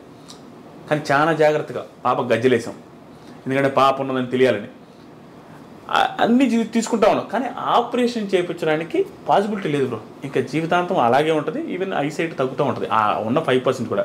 చాలా మందికి డౌట్ ఏంటంటే వంట చేస్తుంది కదా కనిపిస్తుందేమో, కనిపించి కూడా వీళ్ళు యాక్టింగ్ చేస్తున్నారు అనుకుంటాం. జెన్యున్గా దగ్గర నుంచి చూస్తే గీతు కూడా వచ్చింది కదా మా ఇంటికి, ఎవరికైనా అర్థమైపోద్ది. కళ్ళ ముందు చూస్తే మాత్రం ఆ పిల్ల కనిపించేంత కాన్ఫిడెంట్గా ఉంటుంది తప్ప కనపడదు. జస్ట్ వెరీ లైట్గా కనపడుద్ది, అది ఒక్కొక్కసారి అసలు కనపడదు. బయటికి వెళ్ళిన ప్రతిసారి నేను కవితను పట్టుకొని ఉంటుంది. దీనికి మాత్రం అప్రిషియేట్ చెప్పాల్సింది మా వైఫ్కి బ్రో. నేను ఏందాక చెప్పిన స్టోరీ ఏదైతే ఉందో 30 సంవత్సరాలప్పుడు 30 years టైంకి పెళ్లి కాని పొజిషన్ నుండి ఇంట్లో బ్లైండ్ పర్సన్ పెట్టుకున్న పర్సన్కి ఎంత బాధ ఉంటుందో ఆ పెళ్లి చేసుకునే అమ్మాయి నుంచి కూడా ప్రెసెన్స్ అంతే ఉంటుంది. మీ చెల్లెలు నా దగ్గర ఉండొద్దు, మీ చెల్లెలు కళ్ళు కనిపించిన ఆ పిల్లని నేను చూసుకోను, మీ నాన్న నా దగ్గర ఉండొద్దు, ఇవే కదా ఎవరిని పెట్టేది. ఈ రోజుల్లో 90% 95% లేడీస్ పెళ్లి చేసుకునే ముందు నేను నీతో ఉండాలా, మన ఇద్దరు హ్యాపీగా ఉండాలా, ఆ పిల్ల ఈ పిల్ల ఉంటుందని పెళ్ళే చేసుకోరు. కానీ కవిత మా నాగలక్ష్మి ఉండి కూడా పెళ్లి చేసుకోవడం, ఇప్పుడు బయటకు వస్తే నేను చేతులు పట్టుకుని మా చెల్లెల్ని కనపడదు కాబట్టి తీసుకెళ్లే క్షణాలు ఎలాగైతే ఉంటాయో మా కవిత కూడా అట్లానే పట్టుకోలేదు. ఇది వెరీ రేర్ బ్రో. రాసిస్తా ఇలాంటి బాండింగ్. మా కవిత లాంటి పర్సన్ MSc మ్యాథమెటిక్స్ అయింది, ఇంత పొగరు కానీ ఇంత ఓవర్ యాక్షన్ కానీ అసలు ఏముండదు. మా చెల్లెల్ని బంగారంగా చూసుకుంటుంది. బంగారం అంటే నువ్వు తినకపోయినా కూడా తీరుస్తుంది, ఏదైనా ఆలోచన తినకుండా అంటది. అంత ప్రేమ చూసుకుంటుంది. చేతులు పట్టుకుని వెళ్ళద్ది, ఎంత రామోషి ఫీల్ అవ్వదు. గుడికి వెళ్తున్నా కూడా పట్టుకొని ప్రదక్షిణలు చేస్తున్నా తిప్పి చూపిస్తుంది. శారీ కట్టేటప్పుడు ఆ పిల్లకి అర్థం కాకపోతే ఈ దాంట్లో ఇష్టం ఏదండ వేయాలా ఏది వేయాలనేది చూసి వేస్తుంది. 1-2 సార్లు తీసేస్తుంది. చీర ఏదైనా ఉన్న ఐరన్ చేయమన్నా కూడా కొంచెం ముడతలు పెడితే చూసి చేస్తుంది. ప్రతి ఒక్కడే బ్రో ఆడపిల్లల ప్రాబ్లం ఉంటుంది చూస్తారా, ఆ ప్రాబ్లమ్స్ అన్నీ కూడా దగ్గర నుండి చూసుకుంటుంది. ఆ పిల్ల నాకు ఆశ్చర్యం అనిపిస్తుంది. నా అదృష్టం బ్రో నిజంగా. లేకుండా ఉంటే ఎన్ని స్ట్రగుల్ వస్తాయంటే నాకు ఫ్యామిలీ అంటే పిచ్చి బ్రో. మా నాన్న మా చెల్లెన్న ఇష్టం. అలాంటిది అర్థం చేసుకుని పిల్లం వచ్చింటే నేను ఎన్ని లక్షలు సంపాదించిన లైఫ్లో హ్యాపీనెస్ ఉండదు. ఏముంటుంది, నీ చెల్లెలు నాకు ఆడొద్దు, మీ నాన్న నాకు ఆడొద్దు అంటే నేను ఏం చేయగలను, నాకు హ్యాపీనెస్ ఉండదు. ఎందుకంటే నాకు ఫ్యామిలీ అంటే ఇష్టం. నేనుగా వదలలేను బ్రో. కొంతమంది ఎదవలు మూర్ఖులు, నేను పాయింట్ వచ్చింది కూడా చెప్తా, ఎలా బ్రో పేరెంట్స్ని వదిలేస్తారు? ఎలా బ్రో? ఎంత ఎదవలైనా చూసుకోవాలి కదా బ్రో. నిన్ను కని నీ వచ్చెత్తి పోసి నీ పెంట గడిగి ఇంత చేసి నీకు ఏది కావాలంటే తెచ్చి ఎవడికి ఉండిపోయి సాకిన వాళ్ళు చాలా తక్కువ. లేకపోయినా సాగితే నువ్వు టైంకి వచ్చేసరికి నువ్వు కూడు పెట్టడానికి బాధపడితే ఎట్లా బ్రో? నువ్వు ఎదిగి నీ ఒక సిచ్యువేషన్కి వచ్చేసరికి మీ అమ్మ మీ నాన్న గట్టిగా 10 సంవత్సరాలు బతికేది చాలా మంది. ఆ 10 years చూడలేవా? 30 సంవత్సరాలు నువ్వు ఎన్ని ఎదవ చేష్టలు చేసుంటావు అన్నీ చూసారు, నువ్వు చూడలేవా? అలాంటిది ఎట్లా వదిలేస్తారు? నాకు ఆశ్చర్యం అనిపిస్తుంది. నాకు మాత్రం బ్రో ఇంట్లో వాళ్ళు అంటే బీభత్సం ఇష్టం. నేను తిడతా మా ఇంట్లోనే, మా చెల్లిని తిడుతుంటా, మా చెల్లితో క్లోజ్కుంటా, మా నాన్న అరుస్తుంటా ఏదైనా తప్పు చేస్తే. కానీ నాకు బీభత్సం ఇష్టం. అంటే వాళ్ళ గురించి ఆలోచిస్తే ఎక్కువ. కానీ ఎప్పుడు మీ ఫ్యామిలీలో మీరు మీ సిస్టర్ మీ ఇద్దరే కనిపిస్తారు, కానీ మీకు ఒక బ్రదర్ ఉన్నాడు, ఆయన ఎక్కడ మీరు ఆన్ స్క్రీన్ చూపించకపోవడానికి, ఎక్కడ చెప్పకపోవడానికి రీజన్ ఏంటి? రీజన్ ఏం లేదు, ఈ మధ్య కనపడదు, ఈ మధ్య చూపించం కూడా కనపడతా ఉంటాడు. మనం కూడా అయ్యప్ప సోమాలేసి తెలిసాం. ఏంటంటే ఆయన విలేకరు, పల్లెటూరులో ఉంటాడు. మా అన్న మా ఊర్లోనే, ఓన్ ఊర్లోనే మా పొలాలంతా వ్యవసాయం చేసుకుంటా ఉంటాడు. జర్నలిస్ట్. సో అక్కడ ఉండిపోతాడు తప్ప దానివల్ల ఏం రిలేషన్ బ్యాడ్ ఏం లేదు. మాకు దేవుడు దయ వల్ల బ్రో చెప్తాను కదా టైం అని. ఆ టైం వచ్చేసరికి మా అన్న హ్యాపీగా ఉండు, మా అక్క హ్యాపీగా ఉండు, నేను హ్యాపీగా ఉన్నా. మా అక్క బేల్దారి మేస్త్రికి ఇచ్చి పెళ్లి చేసాం. బేల్దారి మేస్త్రికి ఇచ్చి పెళ్లి చేసేటప్పుడు నేను అనుకున్నా, నేను బాగా ఓవర్ అప్పుడు మేస్త్రికి ఇచ్చేది అంటే మనకి ముడ్డెనక లోన్లోనే అనేది తెలుసు. ఆయన కూడా మనం ఏది తోపని అంటే పిల్ల చేస్తలో మా నాయన చెప్తా ఉంటాడు, ఒరే మన పరిస్థితి బాగాలేదని. మేస్త్రికి ఇచ్చేది బేల్దారి మేస్త్రికి మంచోళ్ళకి ఇక అని. అంటే మన పరిస్థితి అసలు బాగాలేదు, ఆడ దొరకడమే కష్టమో అనుకుంటేమో నేను ఓవర్ చేసేది. కానీ మా బావ ఇప్పుడు కావల్లో బిజియెస్ట్ బేల్దారి మేస్త్రి. టైం బ్రో, వాళ్ళు బీభత్సమైన స్ట్రగుల్స్. వాళ్ళు హైదరాబాద్లో చిన్న రూమ్లో ఉంటే ఆ రూమ్లోకి వెళ్ళి నేను ఉండేది. ఒకే రూమ్లో మా బావ తమ్ముడు, మా అక్కకి 2 పిల్లకాయలు, ఆడుండేవాళ్ళు. నేను కూడా ఆవిడ పోయి 2-3 నెలలు ఉన్నా. చిన్న రూమ్లో బాత్రూమ్లు అన్ని 3 ఉంటాయి, 20 మంది 30 మంది అక్కడే ఉండాలి. అక్కడి నుంచి స్టార్ట్ అయ్యి 100 రూపాయలు కెరీర్ స్టార్ట్ చేసి ఈరోజు బిజియెస్ట్ బేల్దారి మేస్త్రి, ఇల్లు కట్టిస్తుంటాడు. టైం అంతే, చెప్పని చేంజ్ అయింది. ఇన్ని ఎగ్జాంపుల్స్ ఉన్నాయి లైఫ్ చేంజ్ అవ్వడానికి. అందుకని సూసైడ్ చేసుకోకూడదు. ప్లస్ మా అన్న కూడా లైఫ్ చేంజ్ అయింది, అందరూ బాగున్నాం. కానీ పోయేలోపు ఒక 100 మంది లైఫ్ని మారుస్తా అని చెప్పి ఒక స్టేట్మెంట్ చేశారు. ఎక్కడ దాకా వచ్చినాయి ఆ పనులు అని కాదు బ్రో, నేను అది నెంబర్ అట్లా పెట్టాను. కానీ నాకు మాత్రం బ్రో, నేను ఎవరు ఏమనుకున్నా ఎవరు ఏమనుకోకపోయినా నా చుట్టూ ఉండే వాళ్ళకి నా నుంచి ఎవరైతే హెల్ప్ పొందారో, నేను ఎంతమందికి హెల్ప్ చేశానో వాళ్ళకందరికీ తెలుసు. నేను ఇంకా అందరికీ హెల్ప్ చేయలేను. ఉన్నవాడికి అందరికీ హెల్ప్ చేస్తుంటే ఇటు చేశాడు అనొచ్చు. నేను చాలా మందికి హెల్ప్ చేశా, హెల్ప్ చేసిన వాళ్ళకి హెల్ప్ పొందిన వాళ్ళకి మాత్రమే తెలుసు. నేను నా మైండ్ సెట్ ఎలా ఉంటుందంటే, ఇప్పటికిప్పుడు నేను హెల్ప్ చేయలేను బ్రో, కానీ నా దగ్గర నేను ఒక మనిషికి భారీ స్థాయిలో ఊహించలేనంత స్థాయిలో హెల్ప్ చేసే మైండ్ సెట్ ఉంది నాకు. కానీ అలాంటి స్థాయి హెల్ప్లన్నీ కూడా నేను ఇందాక చెప్పినట్టుగానే నా ఫ్యామిలీ మళ్ళీ బ్యాక్కి వెళ్ళినా కూడా ప్రాబ్లం లేదు. మా ఫ్యామిలీ ఇంక బ్యాక్కి వెళ్ళే సీనే లేదు. స్టాండర్డ్ మా ఫ్యామిలీకి ప్రాబ్లం లేదు అని రోజు దాకా వచ్చేంత వరకు నేను పెద్ద హెల్ప్లు చేయలేను, భారీ హెల్ప్లు చేయలేను. నాకు ఉంది, ఎందుకంటే నేను మళ్ళీ వెనక్కి వెళ్ళి చూడలేను. చాలా బాధపడ్డా. ఆ పొజిషన్ రాకుండా ఉన్న వాళ్ళు ముందు స్టాండర్డ్ చేస్తున్నా ఫ్యామిలీని, వ్యాపారం కావచ్చు, అన్ని రకాలుగా సెట్ చేసుకొని అక్కడి నుంచి నేను బీభత్సంగా హెల్ప్ చేస్తే స్టిల్ నేను చాలా మందికి హెల్ప్ చేస్తున్నా. నా చుట్టూ ఉండే వాళ్ళకి హెల్ప్ చేస్తున్నా, చాలా మంది నాకు హెల్ప్ అడిగిన వాళ్ళకి హెల్ప్ చేస్తున్నా. అందరూ మోసాలు చేస్తున్నారు నిజమేనా? ఆయన అది నాకు మొన్న ఇన్స్టాగ్రామ్ స్టోరీ కూడా పెట్టాం బ్రో, రీల్ కూడా. అడిగిన వాడు అందరూ నేను ఇంకివ్వను డబ్బులు, నేను ఎవ్వడికి ఇవ్వను డబ్బులు. అంటే నాకు వచ్చి పలానా ప్రాబ్లం అని చెప్పి ఏ చెప్పినా కూడా నేను డబ్బులు నమ్మి ఇవ్వట్లేదు, ఆపేసా. నాకు ఏదైనా జెన్యూన్ కనిపించి నా టీం తరపు నుంచి కానీ ఎవరైనా వస్తే నేను పర్సనల్గా హెల్ప్ చేస్తాను, నన్ను అడిగిన వాడికి ఇవ్వను. ఎందుకంటే ప్రతి దాంట్లో మోసం బ్రో. ఎదవనాయాలు ఎట్టున్నారంటే, నువ్వు ఎంత మంచిగా ఉంటే అంతమంది మోసం చేస్తారు. నువ్వు ఎదవ అయితే నేను మోసం చేయలేడు బ్రో. నువ్వు మంచిగా కనపడు, ప్రతి ఒక్కడు పక్క పెట్టాడు. ఏంది బ్రో, మా ఇంటికాడ ఇల్లు కడుతున్నాడు కొత్త ఇల్లు, ఆ ఇంటికాడికి టీ తెచ్చిచ్చాడు ఒక అతను. అతని వీడియో చూస్తుంటే తమ్ముడు ఖచ్చితంగా నువ్వు వచ్చి కనపడాలా. ఎందుకంటే అతను ఎర్రగా బుర్రగా ఉంటుంటే టీ తెచ్చిచ్చాడు బ్రో. టీ తెచ్చి అమ్ముతా ఉండే, నేను టీ తాగను. అమ్ముతా ఉంటే నాకు కొంచెం ఏదైనా ఇంట్రెస్టింగ్ అనిపించి చాలాసేపు మాడతా. నీకు కూడా తెలిసిందా, ఆడను వచ్చిన మనం తిన్న కల్లుబాయి డాబాలు కూడా అందరితో మాడుతుంటా, సర్వర్తో ప్రతి ఒక్కరితో ఏ ఊరు ఏంది అన్ని కనుక్కుంటా ఉంటా. అలాగే వాడిని కూడా ఏం తమ్ముడు టీ, అతను ఏంటంటే లోనాలో వచ్చి ఫ్లాస్క్లో టీ అమ్ముతున్నాడు స్కూటీలో వచ్చి. ఏం తమ్ముడు స్కూటీ ఎంత టీ ఎంత సెట్ కావట్లేదు, ఎడిగిందుకు అమ్ముతున్నావు, షాప్ పెట్టుకోవాలి కదా, షాప్ లేకుండా ఎడిగింది అన్న ఎంత సంపాదిస్తున్నావు అంటే రోజుకి 2,000 ఆదాయం వస్తున్నాడు, 30 రోజులకి 60,000 సంపాదిస్తున్నాడు. నేను భయంకర ఇన్స్పిరేషన్ అనిపించిండు. అరే నాయన ఎవడో, నేను అన్నిటికీ రిలేట్ చేసుకుంటా. ఎవడెవడో సస్తా ఉంటారు కదరా, ఇటు చూడరా నాయన పిల్లడు ఎంత బాగా కష్టపడుతున్నాను, నేను మనసులో భయం హ్యాపీ అనిపించి తిరిగేది. తమ్ముడు షాప్ పెట్టుకోవచ్చు కదా. పక్కన వాళ్ళని అడిగేది, టీ తాను కదా, ఎట్టుందన్నా పలానా టీ ఎట్టుందంటే బాగానే ఉందన్నాడు. మరి టీ కూడా బాగుందండి కదా, షాప్ పెట్టుకోవచ్చు అంటే డబ్బులు లేవు కదా అన్నాడు. నేను ఎంత ఉడాలనాయాలో చూడు, వెంటనే ఇంక స్పాట్ నేను ఇస్తాను. నేను ఇస్తా అనమే కాదు, అక్కడ మన ప్లాట్ చూసినావు 40 దాంట్లో నువ్వు రేకుల షెడ్ వేసుకో, అడిగే తోడు చూసుకో. నువ్వు తెలిసి నేను ఎప్పుడు అమ్మను తమ్ముడిది, దాంట్లో రేకుల షెడ్ వేసుకొని టీ బొంగు పెట్టేసుకో, ఆ టీ బొంగు కూడా నేను డబ్బులు ఇస్తావు, నువ్వు పెట్టుకో, సెట్ అయిన తర్వాత నాకు ఇద్దు అన్నా. థ్యాంక్ యూ అన్న, థ్యాంక్ యూ సో మచ్ అన్న. అది అన్నాడా. తర్వాత అడగలే మనోడు, టీ అమ్ముకుంటాను ఒక 20 రోజులకు వచ్చి అడిగింది బ్రో. 50,000 అడిగిండు, 50,000 ఇచ్చారు. ఇంక మళ్ళీ కనాలి. మధ్యలో ఒకరోజు కనిపించిండు, ఏదో జాబ్ అన్నాడు, వస్తానడు, మళ్ళీ రాల. చాలా బాధ వేసింది నాకు.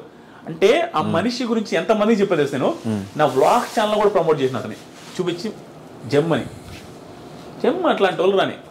కానీ అలాంటి పర్సన్స్ హ్యాండ్ ఇచ్చినప్పుడు నిజంగా జెన్యున్గా ఒకటి వచ్చి హెల్ప్ అడిగితే వద్దురా దండం ఇలా ఎవరిని నమ్మకూడదు అని నిజంగా హెల్ప్ చేయాలని కూడా హెల్ప్ చేయలేకపోతున్నాం. అట్లా అయిపోతుంది. ఇట్లాంటి నాకు ఇన్నేని బ్రో, నేను హెల్ప్ చేస్తే చాలు, నేను ఎవరిని నమ్మినా కూడా వాడు భస్మం. వాడు నేను మంచితనం చూసి వీడైతే మంచి ఎరుపప్పు దొరికాడు అన్నట్టుకు వచ్చి శుద్ధి చెప్పి డబ్బులు తీసుకుంటారు. ఏముండదు. ఒకడైతే నా రూమ్లో ఇంట్లో పడుకుంటా ఉంటారు, రేకుల షెడ్లో ఏసీ ఉంటుంది, ఆ రూమ్లో పడుకుంటా ఉండదు. 2 రూపాయలు స్టూడియోలో ఒకప్పుడు అందరు రివ్యూ చూసేవాళ్ళు తెలుసు. పడుకుంటే మామ బాగాలేదు మామ 30,000 కావాలంటే ఫోన్పే నెంబర్ చెప్పరా అనేసి కొట్టేసి పడుకున్నా. ఇంకంతే 30,000. ఇట్లాంటి చాలా కేసులు ఉన్నాయి. అని అడిగితే అసలు ఎంత దారుణం అంటే అమ్మ రేపిస్తే ఎల్లుండిస్తా వదిలేసిన. ఇట్లాంటివి చాలా ఉన్నాయి, లక్షల్లో ఉన్నాయి. అది చూసిన తర్వాత నేను అందరికి చెప్పింది కూడా ఇన్స్టాగ్రామ్లో చెప్పింది, ఇప్పుడు చెప్తున్నా మళ్ళీ. నువ్వు డబ్బులు ఇవ్వదు దొరికి ఇస్తే నీకు ఇచ్చే అంత స్తోమత ఉంటే అవతల 1,00,000 అడిగాడా, ఆ 1,00,000 ఇచ్చేయి.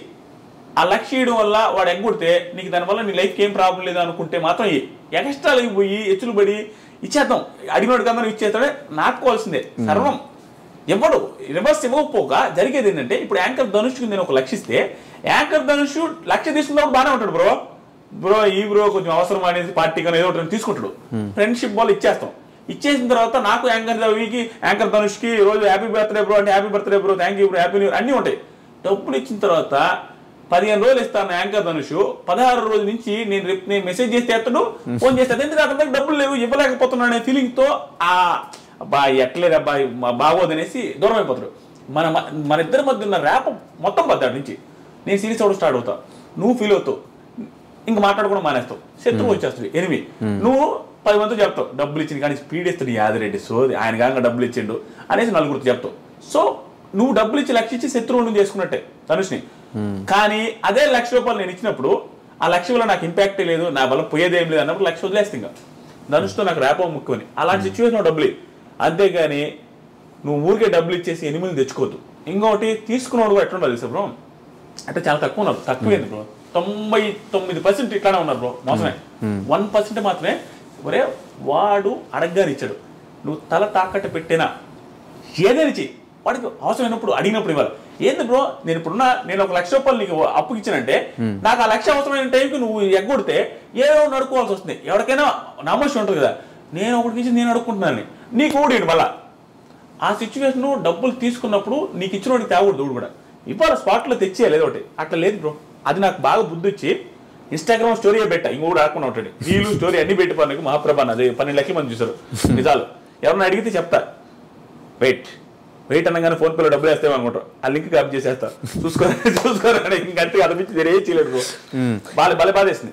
కింద కామెంట్లు కూడా ఎవడో గట్టిగా దెబ్బేశారు నేను ఒకటి కాదు చాలా మంది ఇంకా మనం ఏం చేయలేదు. చెప్పుకుంటే సిగ్గుచేటు మనల్ని అంటారు ఎందుకు ఇచ్చు అంత నమ్మకంగా.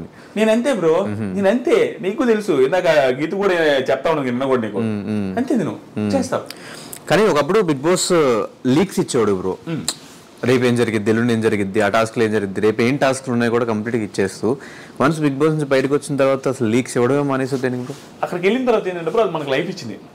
లైఫ్ ఇచ్చిన తర్వాత వాళ్ళ నుంచి కూడా నాకు కొంత వచ్చింది రిక్వెస్ట్, లీక్స్ అంత ముందు ఇచ్చేవాళ్ళు మీరు ప్లీజ్ ఇవ్వద్దని. నేను చెప్పా కదా నాకు యూజ్ రెస్పెక్ట్, నేను ఫుల్ గ్రాటిట్యూడ్ పర్సనాలిటీను. నాకు ఒకటి ఇంత చేస్తే నేను ఇంత చేస్తాను, అవకాశం వచ్చిన ప్రతిసారి నేను చేయడానికి ట్రై చేస్తానే ఉంటాను అంతే. నాకు ఇప్పుడు రాహుల్ అన్న వచ్చిన సెలూన్గా రిబన్ కటింగ్ చేశారు కదా, రాహుల్ అని ఏది లైఫ్ అంతా నేను గ్రాటిట్యూడ్, ఏదైనా కూడా రాహుల్ అన్నకి వెళ్ళిపోద్ది అనుకుంటే నేను చేస్తానే ఉంటాను. ఆయన చెప్పలే నేనే చేస్తుంటా, తెలియకుండా ఆయనకి ఏమైనా అవసరం నేనే రీల్ చేస్తా, ఆయనకి ఏమైనా అవసరం నేనే షేర్ చేస్తా, ఆయన అడగడు. అట్లా ఆయనే కాదు ఎవరితే నాకు నేను ఇంత చేస్తా అని చేస్తా. అలాగే బిగ్ బాస్ నాకు అవకాశం ఇచ్చిన వాళ్ళ నుంచి ఒక మాట చేయొద్దు అని చెప్పడం నేను చేయను అంతే. సో ఫైనల్గా ఈ ఇయర్ 2024లో బిజినెస్ ఒకటి స్టార్ట్ చేశారు అండ్ 23 ఎండింగ్లో 24 నుంచి ఈ సెలూన్ బిజినెస్ ఎందుకు స్టార్ట్ చేశారు బ్రో? అదే చెప్తా బ్రో. నాకు 2 బిజినెస్ బ్రో, బిజినెస్ ఐడియాలు కూడా ఇస్తాం మన వాళ్ళకి. ఏదంటే నాకు ఒక బిజినెస్ వచ్చి సెలూన్ ఫస్ట్ నుంచి ఎందుకో నేను చెప్తా. రెండోది వచ్చి కారు వాష్ ఒకటి, మూడోది వచ్చేసరికి ఏదైనా రెస్టారెంట్ లాంటిది ఏదైనా ఫుడ్ రిలేటెడ్ ఏదైనా పెట్టుకుందాం. ఆ మూడు ఎప్పటి నుంచి అనమాట 2018 నేను డబ్బులు సంపాదించడం స్టార్ట్ అయినప్పటి నుంచి ఈ మూడిట్లో ఒకటి పెట్టుకుందామని ఉంది. ఎందుకంటే అది లైఫ్ లాంగ్ ఎప్పుడు ఉంటుందని అనిపించింది. ఎందుకంటే కారు వాష్ నేను ఎక్కడికి వెళ్ళినా కార్లో అక్కడ వెయిటింగ్లో ఉంటాయి, ఆడు వాష్ చేసేసరికి మనం ఒక అరగంట గంట 2 గంటలు ఆగాల. సో అలాంటి సిచ్యువేషన్లో నేను ఫేస్ చేసిన కాబట్టి కారు వాష్ పెడితే జరుగుతుంది అనేసి నాకు అనిపించింది.